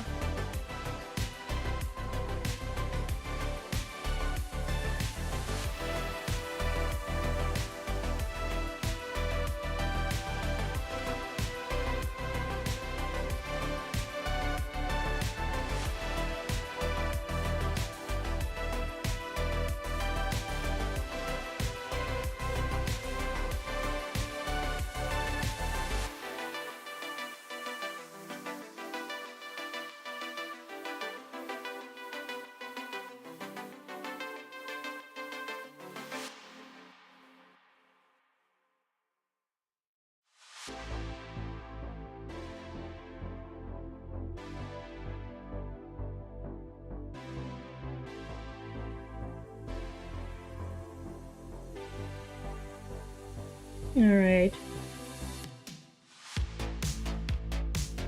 The slightly harder matters, aka the ear.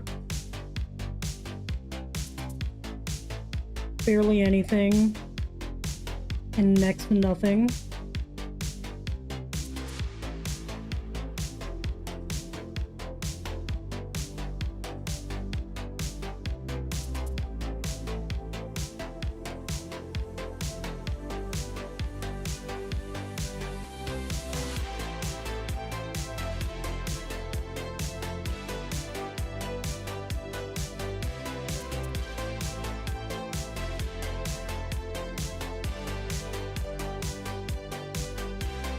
I've seen a lot of different ways of doing hair. I've never found a way that I completely enjoy.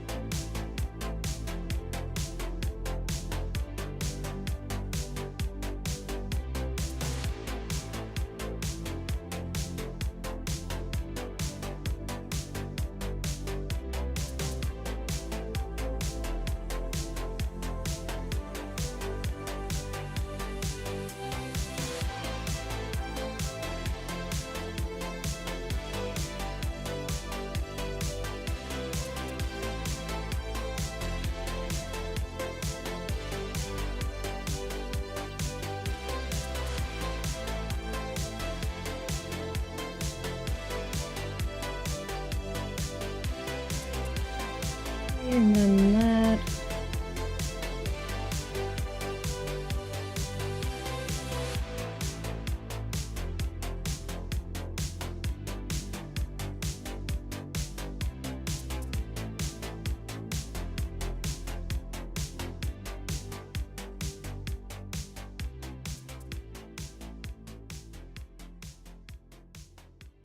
Ah, fudge.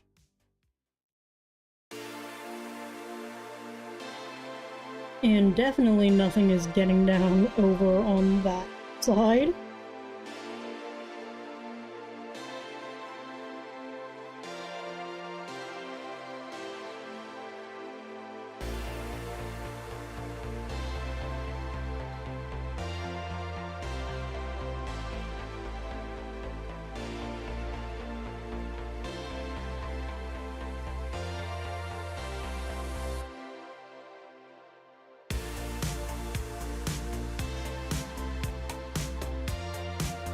That smooth out some of these just to, I guess, will define the shape a little bit more.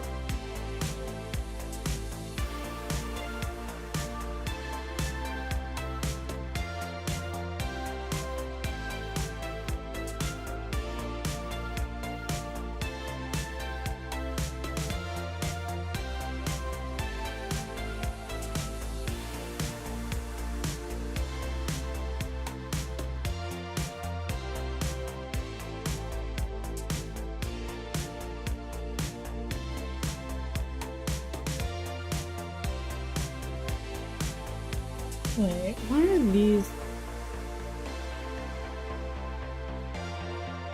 What? Okay, I'm just confused.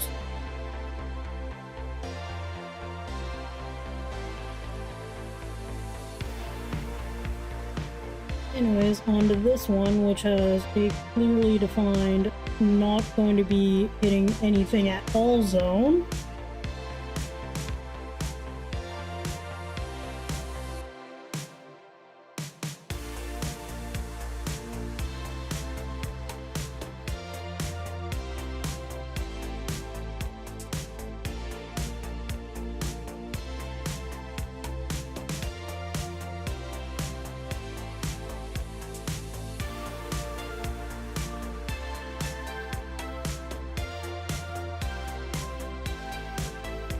I just realized I could have been clicking something the entire time, and I didn't know, and I don't know what I was clicking. I only just now felt my finger pushing on my mouse pad thing. And I'm pretty sure my mouse is like hovering over transition, so I don't know if there were any some weird transitions that made absolutely no sense.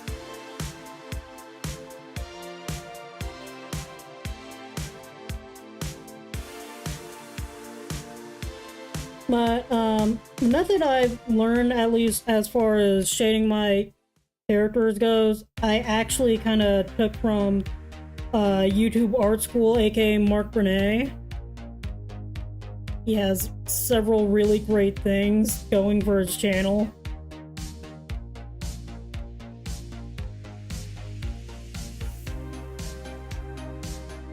And what I will say though, at the very least, is that even if light is providing no detail here, or at least in this current stage of the drawing, it will be for I will be drawing in shadows later. It's just that it's usually the last thing to come in, since sometimes I will add more than one light. I think this might be a piece where it's only the main light.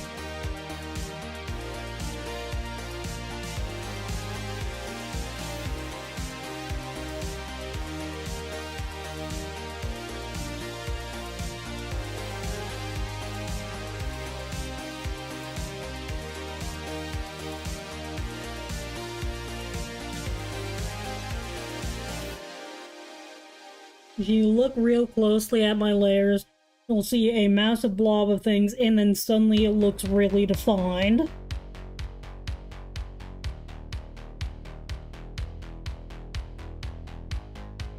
And I'm just now realizing how high I seem to have drawn the eyebrows on this.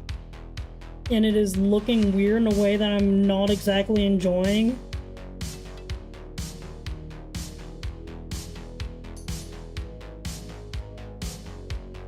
And I think I also need to get better at drawing noses in general.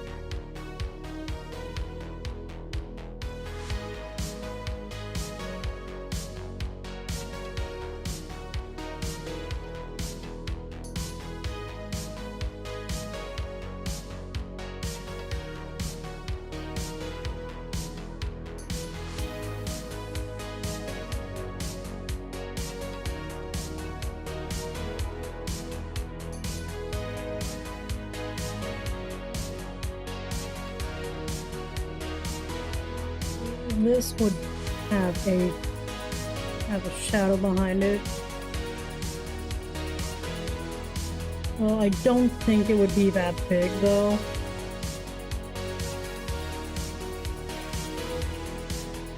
Back here, probably a lot more shadow.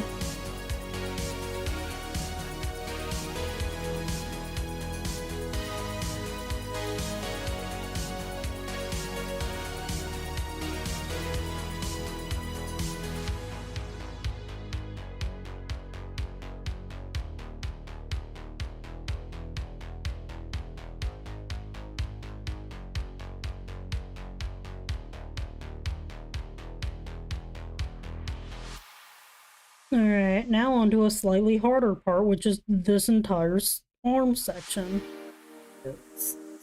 Light is hitting vaguely from, like, this direction.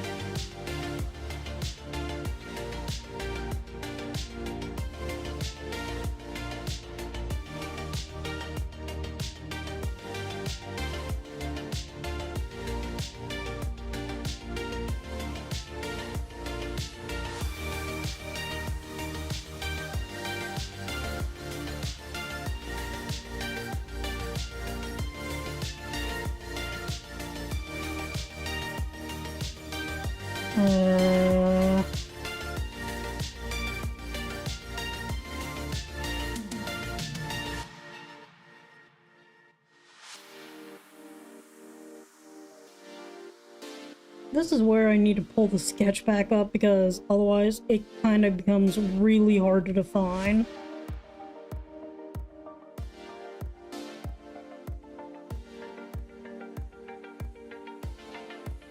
Okay, that one was clearly for like lines only.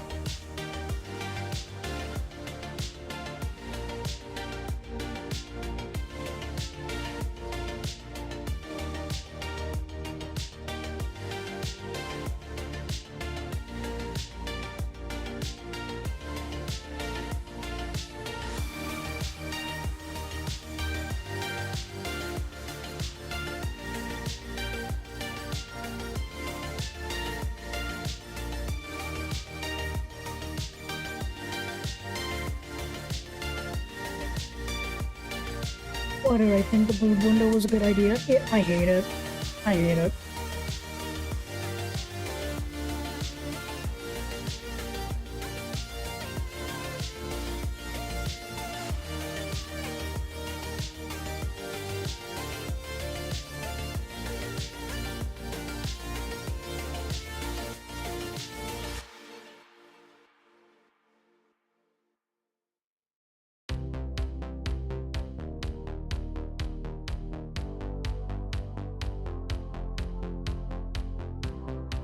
don't understand why it's popular.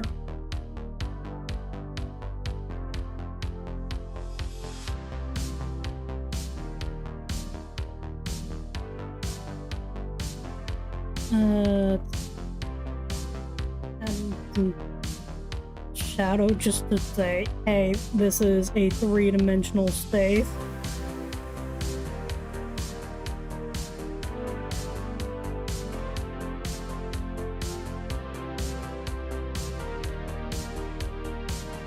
And nothing is, I think, nothing much is getting all the way back there. I'm going to lightly blur that a little bit more.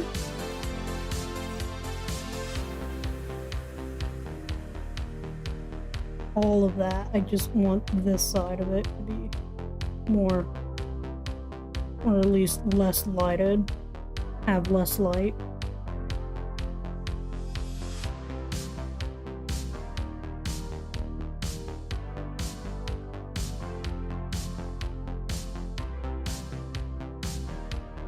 Alright, like that.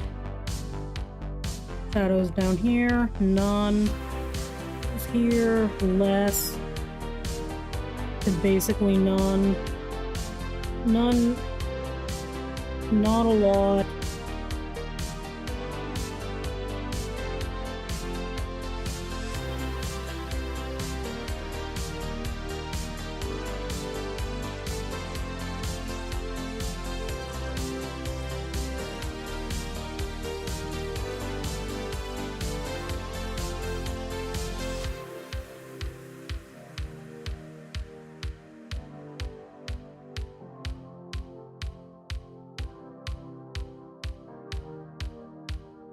Alright. Does that look still sideways? I don't know why. And still bugged too. Why is it sideways? I can't If someone understands Roadray, can you explain why this is displaying sideways instead of, I don't know, this way? I'm going to cry if it exports in a sideways angle. I mean, at the very least, I can correct it in, like, a photo. I can very easily, like, correct that. It's just annoying.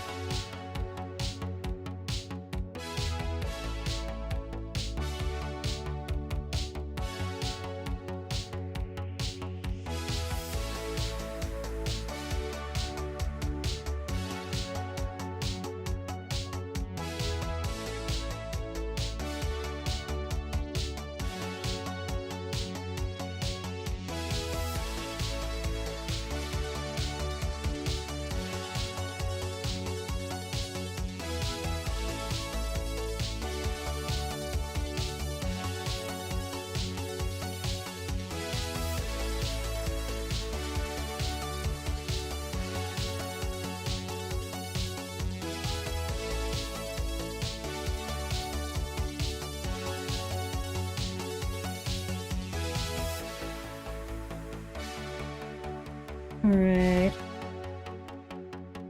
More refining the shapes. Yay.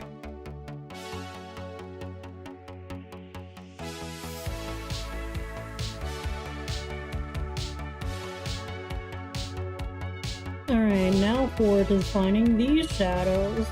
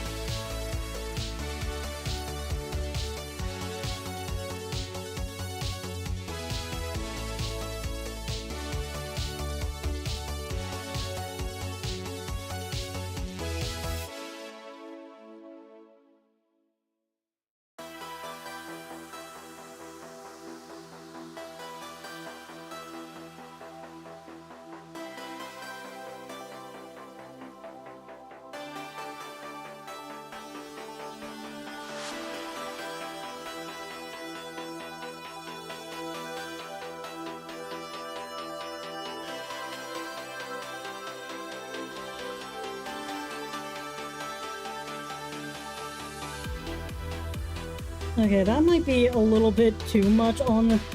a little bit too much for what I'm trying to do. Hey, I have smudge to kind of bring back, or at least reduce it in a way that doesn't feel like I'm also completely destroying the lighter side.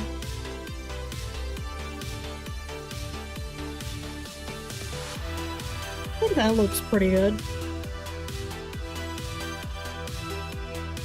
Alright, on to a bit more focus on the spur of this dress.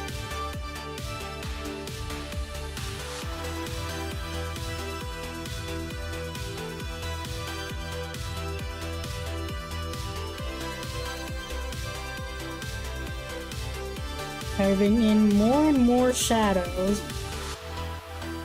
And my foot has fallen asleep again and I hate it.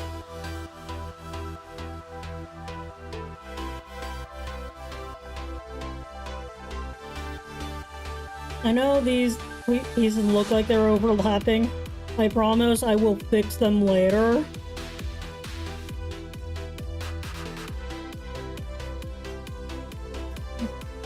First things first. That is way too much light on a piece that is on a part of the arm that is not getting that much to begin with. Two, that is not enough light on a part of the arm that is probably getting a lot more than the other part.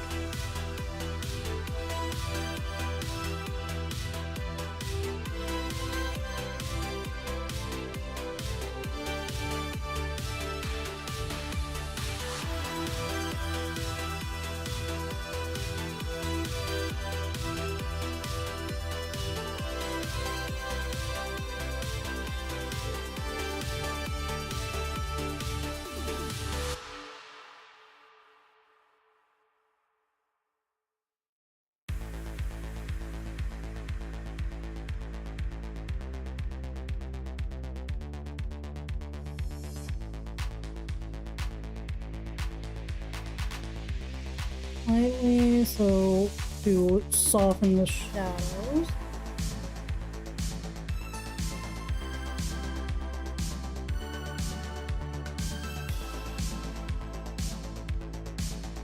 And we soften those shadows a little bit more.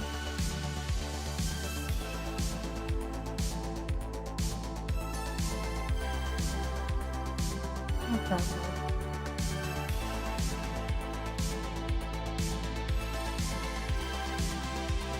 I had to take a quick peek at my pen because I thought it was the nib was wearing down a lot again.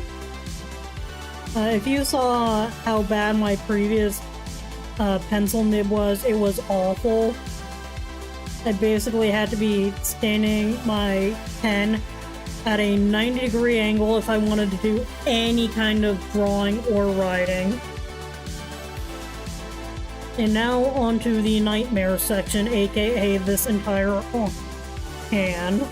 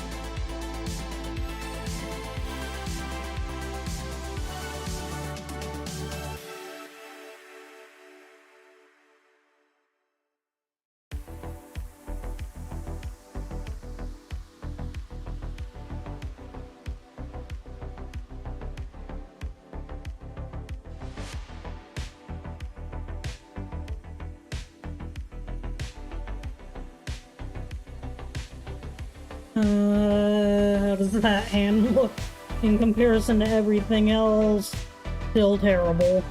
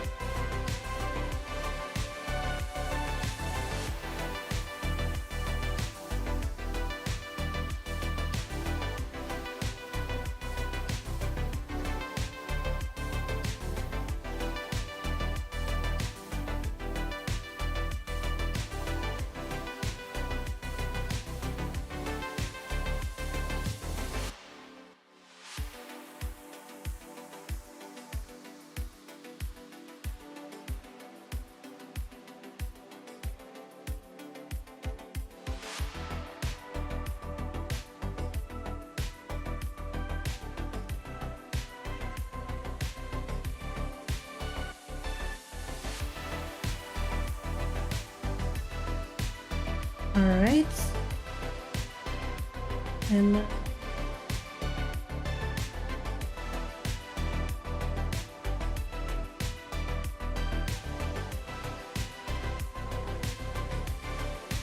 think if any of the legs get anything, it would probably be this one, but barely. And that's largely because of this little skirt element combined with the boots. So it'd be like barely visible. Or at least the light would be barely visible.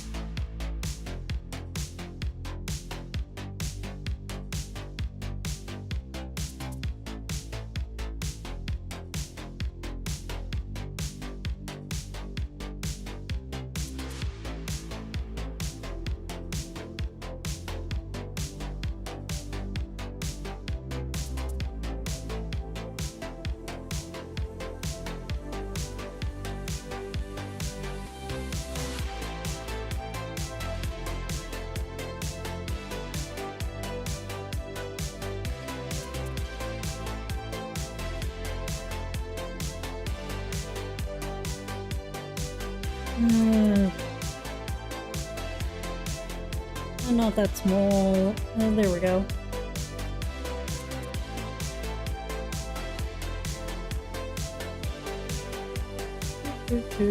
And I have no idea what happened over there. All I know is that something weird happened.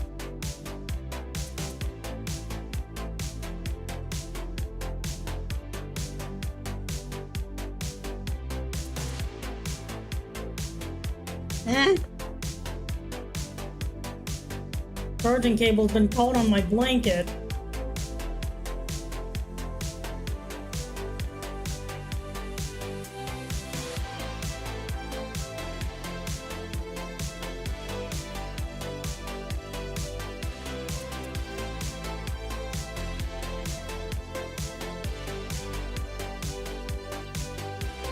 Alright, and then let's... Slightly harder matter is definitely going to be these shoes. This entire side ain't getting much of anything. This flat part probably is getting a lot more.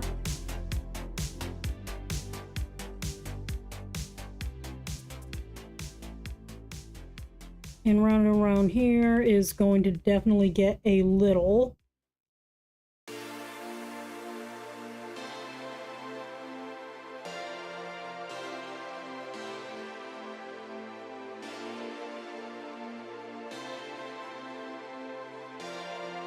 is definitely not getting anything is right below that.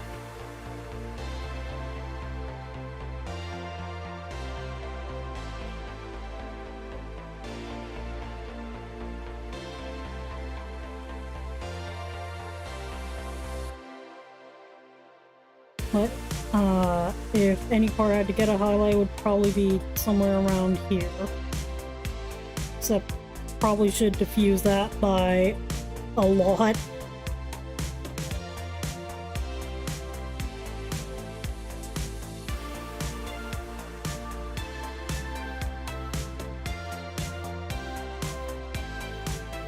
Okay, this is a little harder.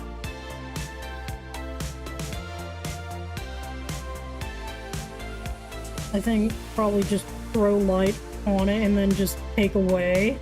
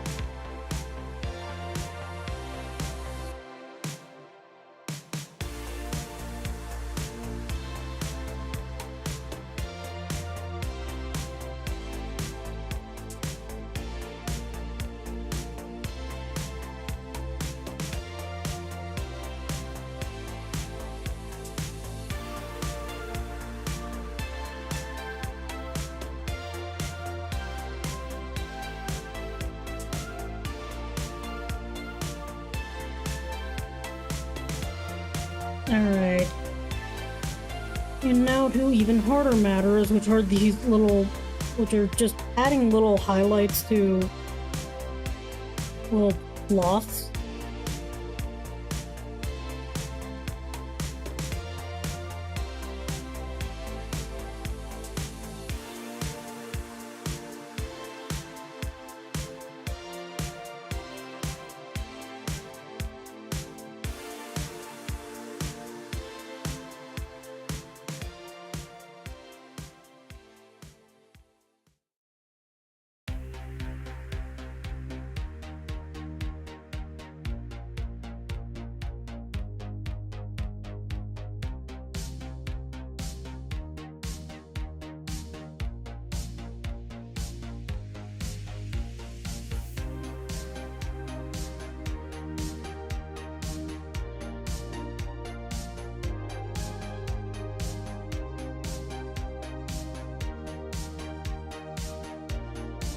Alright, now let's see how this looks without as flat colors.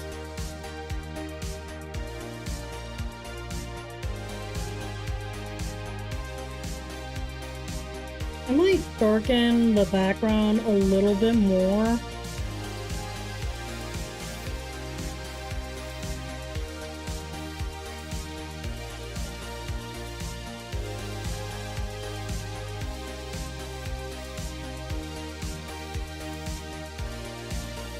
But I'm getting to the part where I will be adding in more shadows.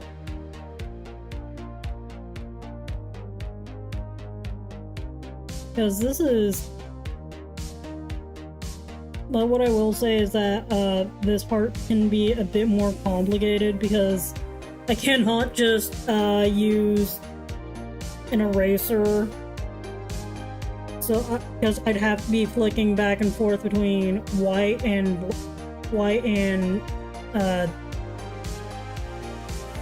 gray.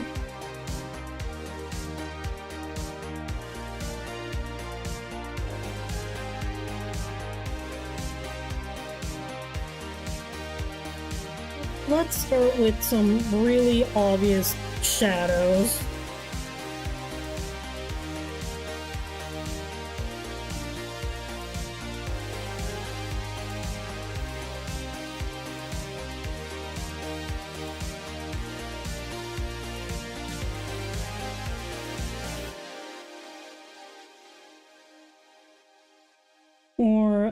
says this would probably be called augment occlusion.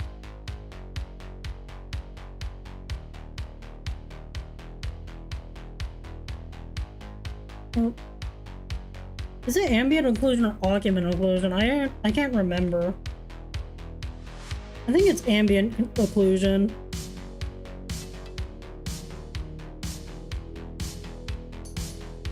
My guess is brain was thinking, what's it called when you have two words that begin with the same letter or sound?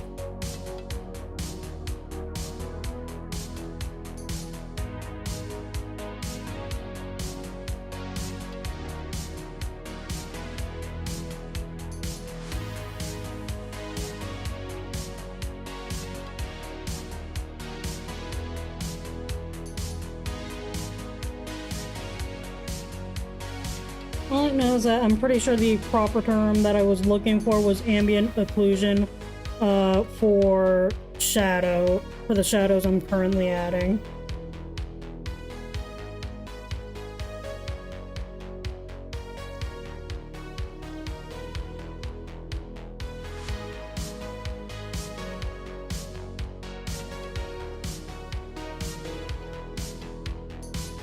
Oh, you know what I forgot to do?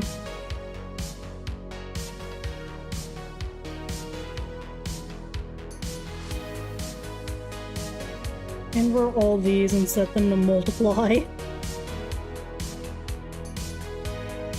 I will be messing around with the strength of that later. But that's more of a personal preference thing.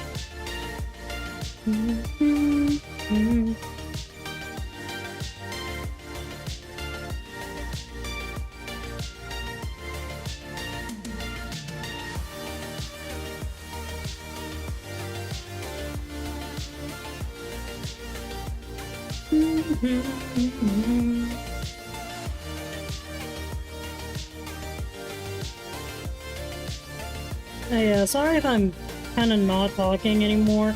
It's just that when I'm kind of focused on something, I tend to lose track of everything around me. But I want to say, at the very least, that shading is one of the parts that I feel a lot more at peace. I guess it would be at peace with. I find a lot easier to just go with the flow on it, at the very least.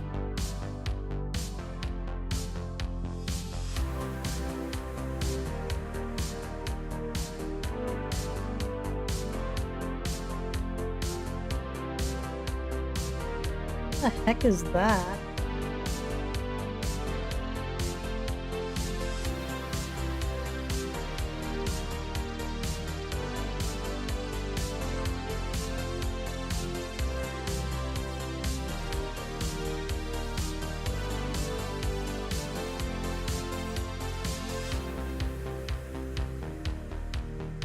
Okay, it's not from that. Where the heck is it from? Oh, it's gap in the line, or that's annoying. Or at least it would be a lot more annoying to fix if I was completely unable to just hide that mistake with, say, a slightly thicker line. Oh, that looks horrible. There, problem solved. You never even noticed, I promise.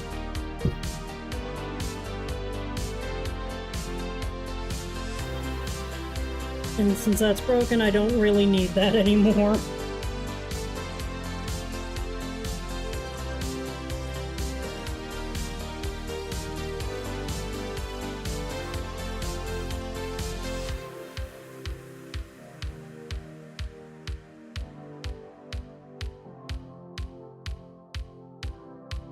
So I'm just going to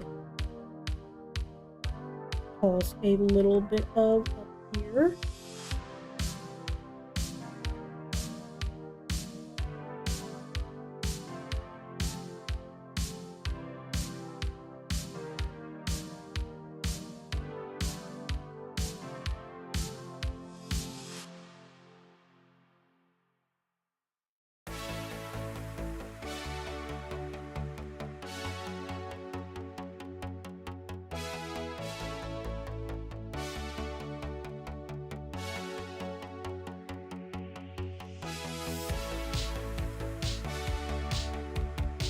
For a second, I was so confused as to what the heck was going on there, and if I'd accidentally drawn like a weird third ear, then I remembered, no, that's just another piece of hair sitting on top of more hair.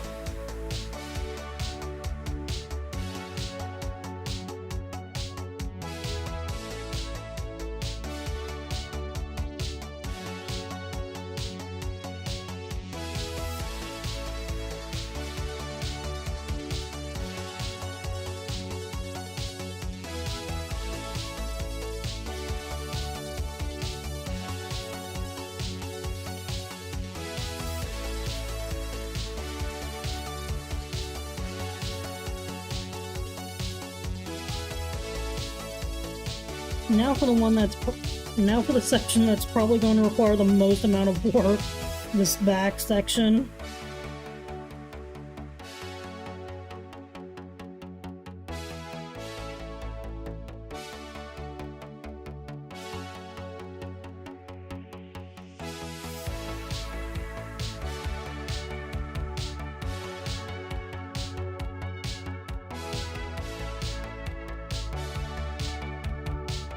That's also partially because I have to figure out what I decided was going in front.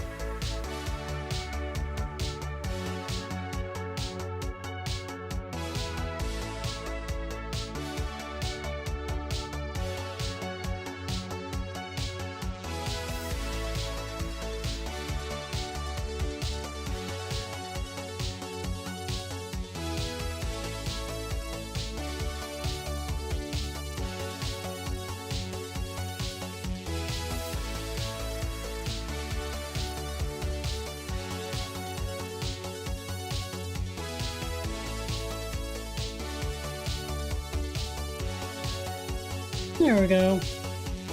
I think.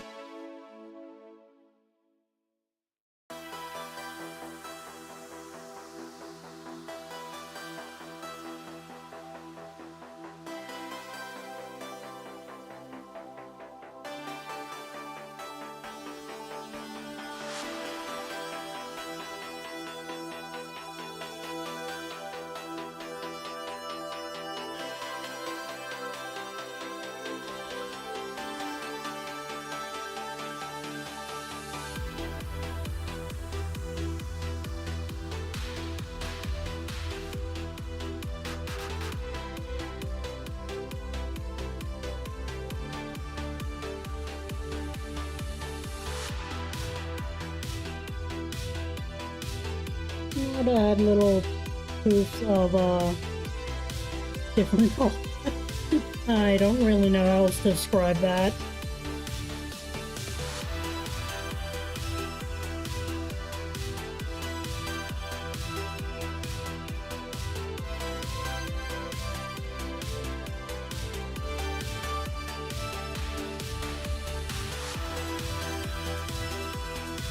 Oh yeah, another news. Recently I end up watching, what's it called? Spider-Man and Spider-Verse. I really end up, and I'm not someone who,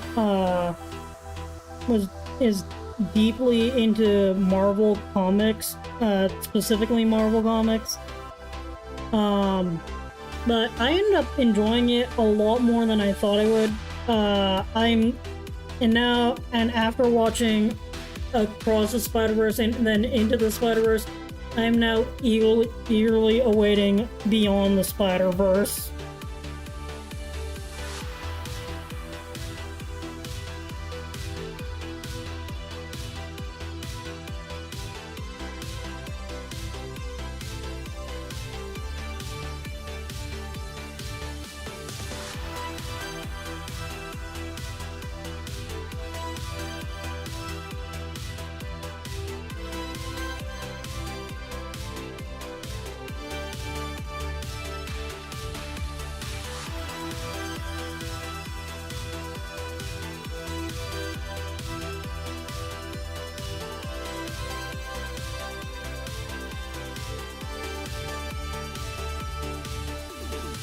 Let's see.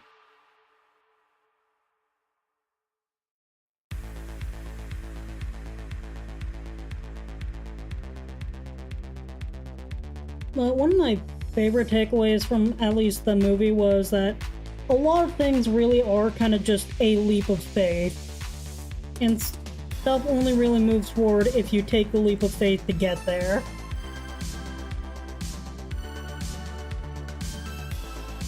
Then again, as one of my friends once said, the answer is always no until you ask. Or, the answer will always be no if you don't ask. That was the quote. I couldn't remember what it was offhand.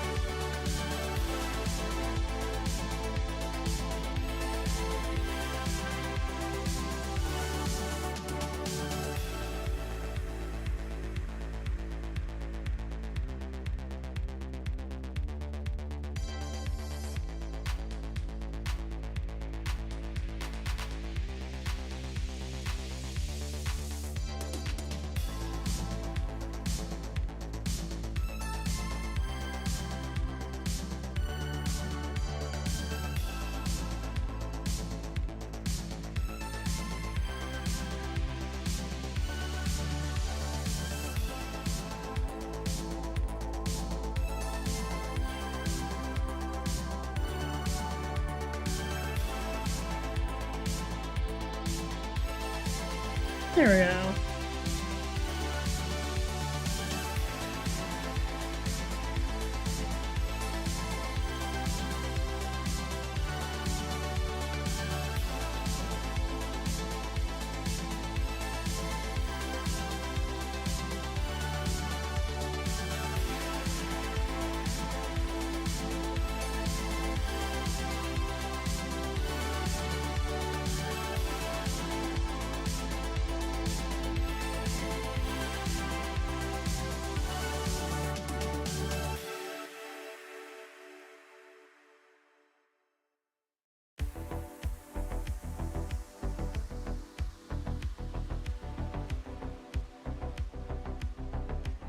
Alright, and then darken these sides and a little bit of this side.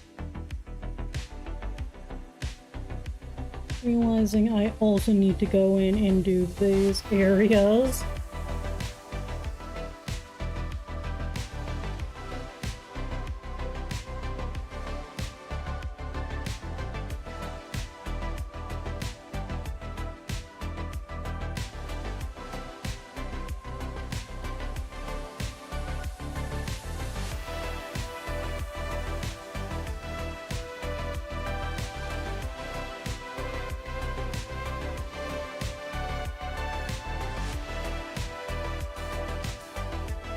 Those further back. And then remember, I also probably should do the underside, or at least the other side with these.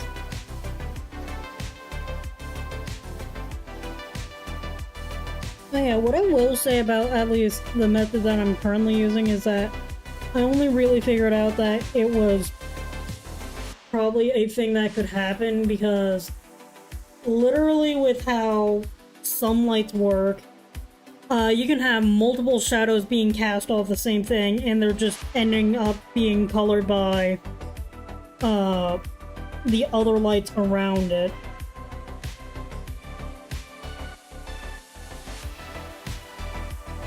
In this little bit of shading right now, I'm doing ambient occlusion. It's supposed to be a lot more light agnostic, because basically the only reason it matters is that there's supposed to be very little light hitting the area that's being hit anyways, yet sometimes that light will see through.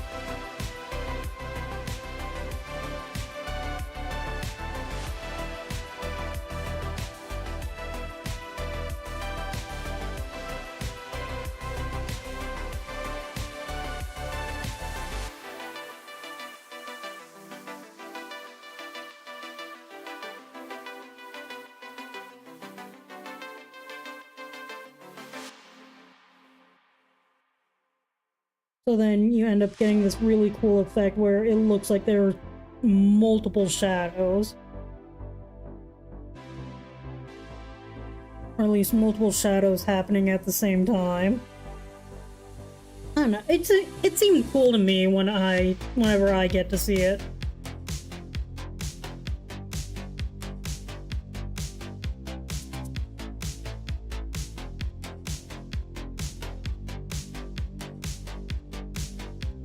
And it obviously will make a lot more sense when the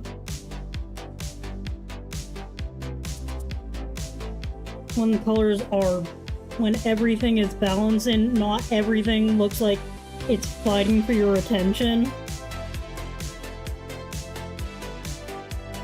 Because the first thing I'm doing is lightening that shadow significantly. Lightly lightening that.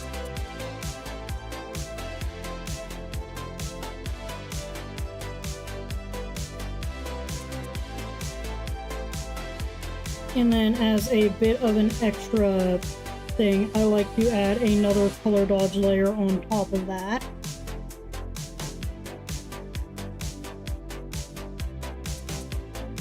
But I will saturate this a lot more. And what I will go in and do is take a look at the edges and just sort of lightly brush on some extra color, just to make certain highlights pop a lot, certain things pop a lot more. It really works the best on the edges of shadows, especially on parts that you really want to bring attention to. Although I highly recommend not going too strong on it.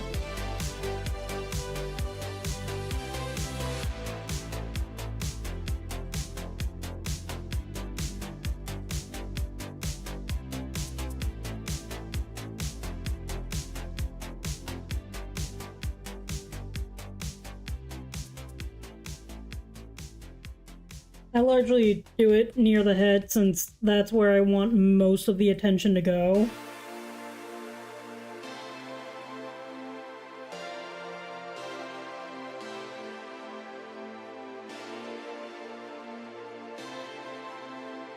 And this is actually kind of something I learned from another little tutorial series.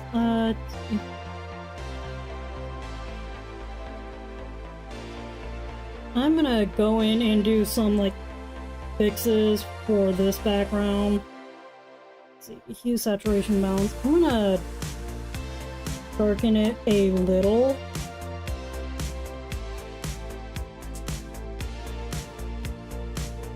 Kind of like that.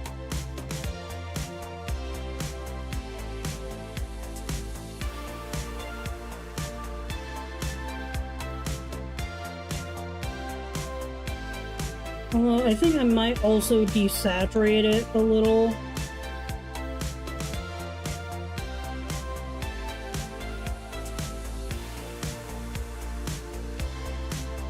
Yeah, that looks good. Of course, with all that now being done, I'm going to copy all of that and then paste it down.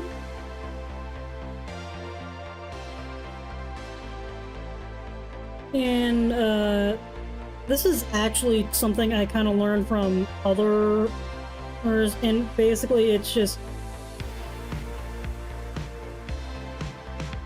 cause as many, like, it's just messing around with, like, the coloring.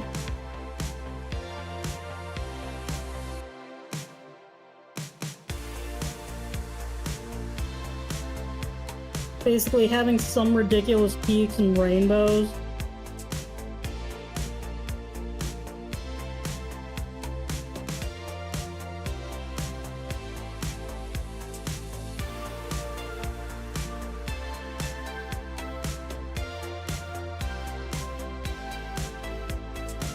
And I forget which layer or type it is. I think it was either normal or color dodge. Normal, color dodge, or overlay, and it wasn't. But mask, invert. But it was sort of just an extra thing you can do to add a little bit of a lot more color to a piece.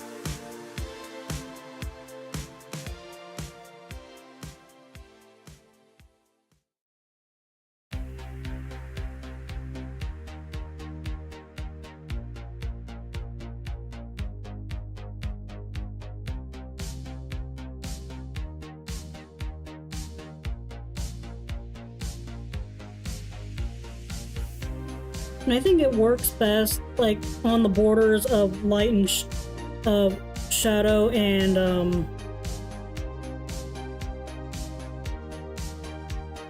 light and basically the borders of light and dark is where it's the most noticeable.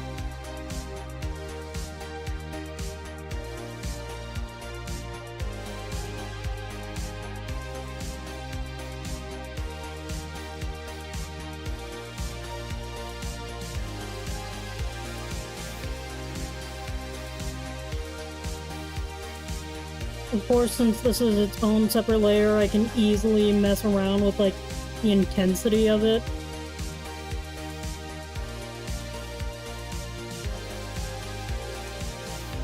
And here I'm also being a lot more loose with it, because it's sort of a special effect type thing.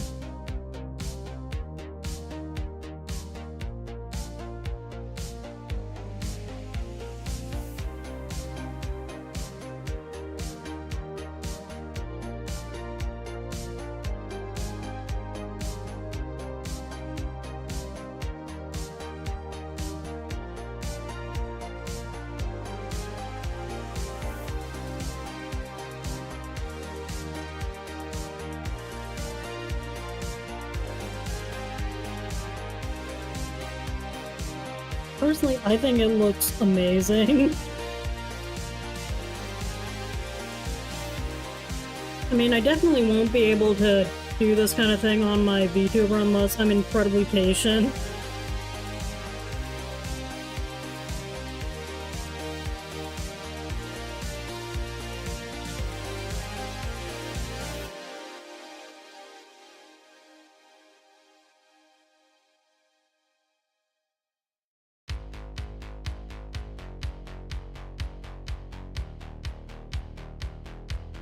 Really, what I'm not liking about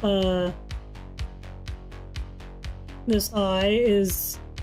Actually, I think I might end up redoing that because I'm not enjoying how this eye came out.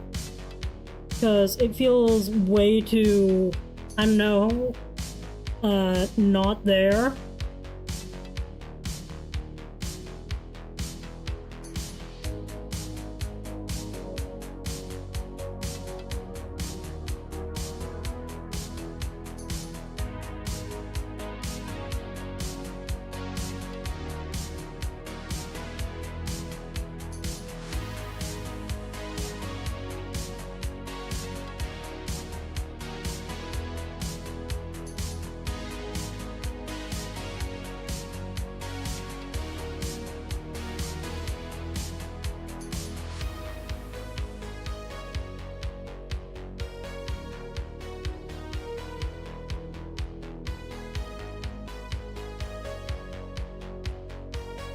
Okay, I think I like that a lot better since the eyes are a bit more distinguished now.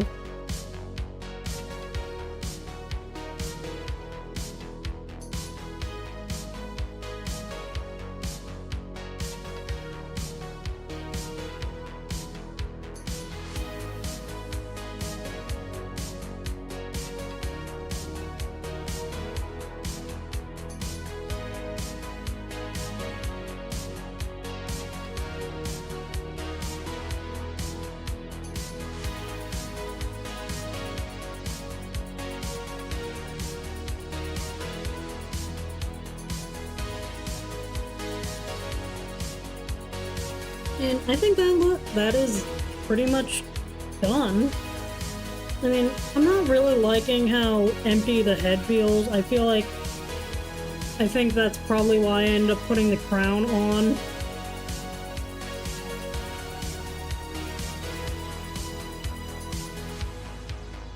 I think the only thing I might change is the position of the character.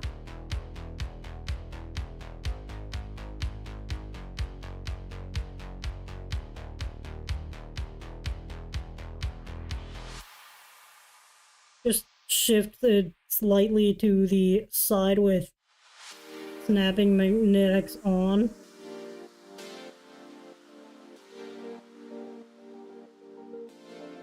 There we go. Just to better align with that whole rule of thirds thing.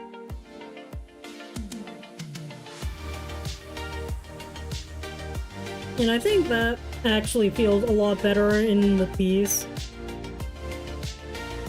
I'm trying to move it so that the entire piece is in frame, because if I set it to full screen mode, for some reason it cuts off at like right here.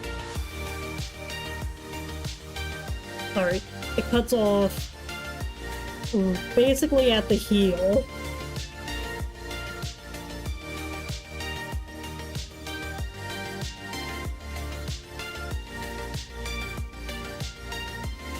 I've tried to figure out how to...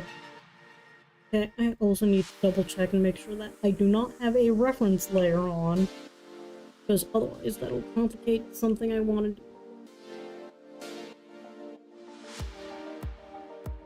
do. And then mask, group, invert.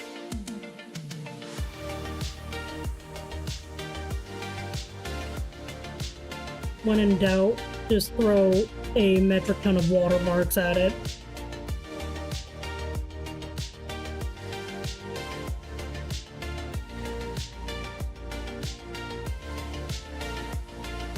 And personally, I like to set these to add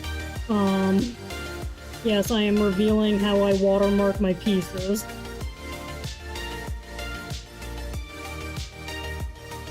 I mean, I still do other things, obviously. This is just the main way in which I do it.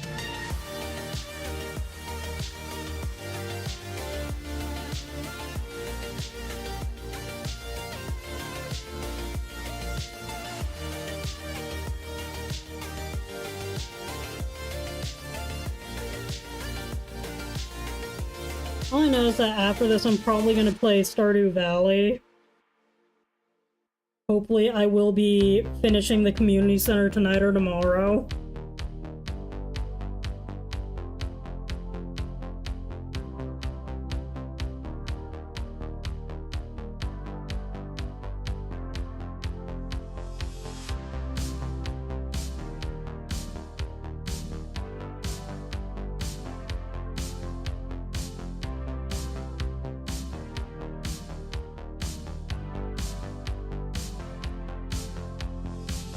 Multi.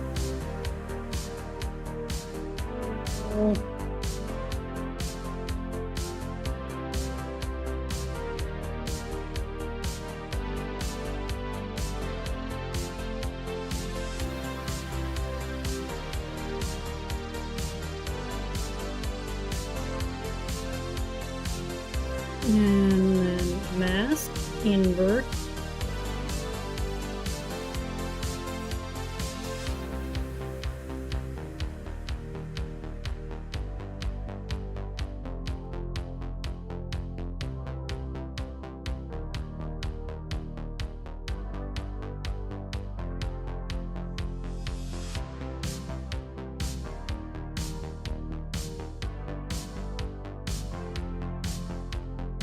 The heck?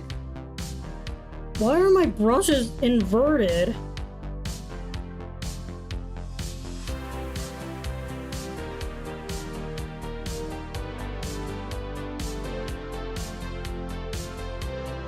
Reverse? Why is this upside down?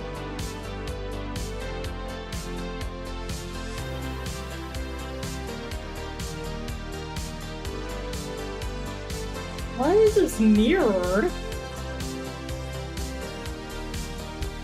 Okay, I am having a different issue that I don't know how to explain.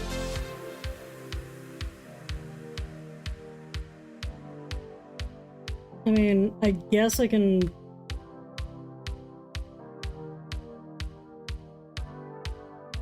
do that. And then I can do... that. I don't even know what the heck... Why is it upside down, too?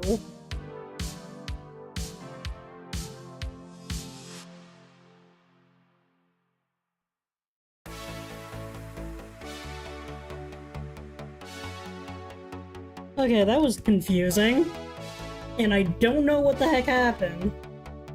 I'm going to just sign this before I get any more confused. And then I'm probably going to and then I'm going to flip a coin on whether or not I play video games or pass out.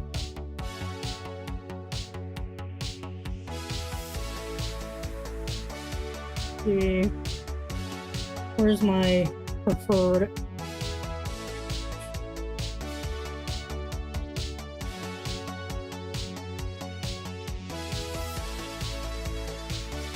I should probably set this to like some other blending mode so it at least semi-blends into the piece without looking weird. Overlay will do just fine.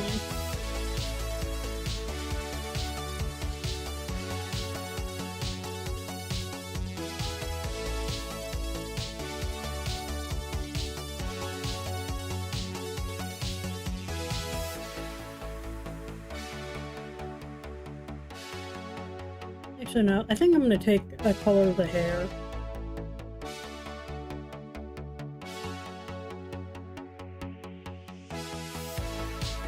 There we go. And then I'm gonna just zoom in on the head and sign it.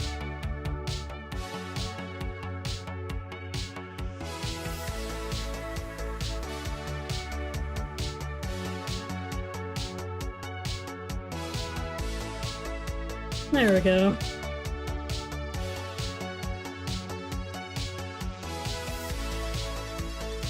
Done in how long? Animated HVs. I've learned so much about video types. Done in 4 hours. I don't remember if that includes the sketches. Anyways, thank you for joining me. I'm probably just going to drink some water and then goof off for a little bit. Anyways, I hope all of you have a great night, and I am going to figure out why rotation is being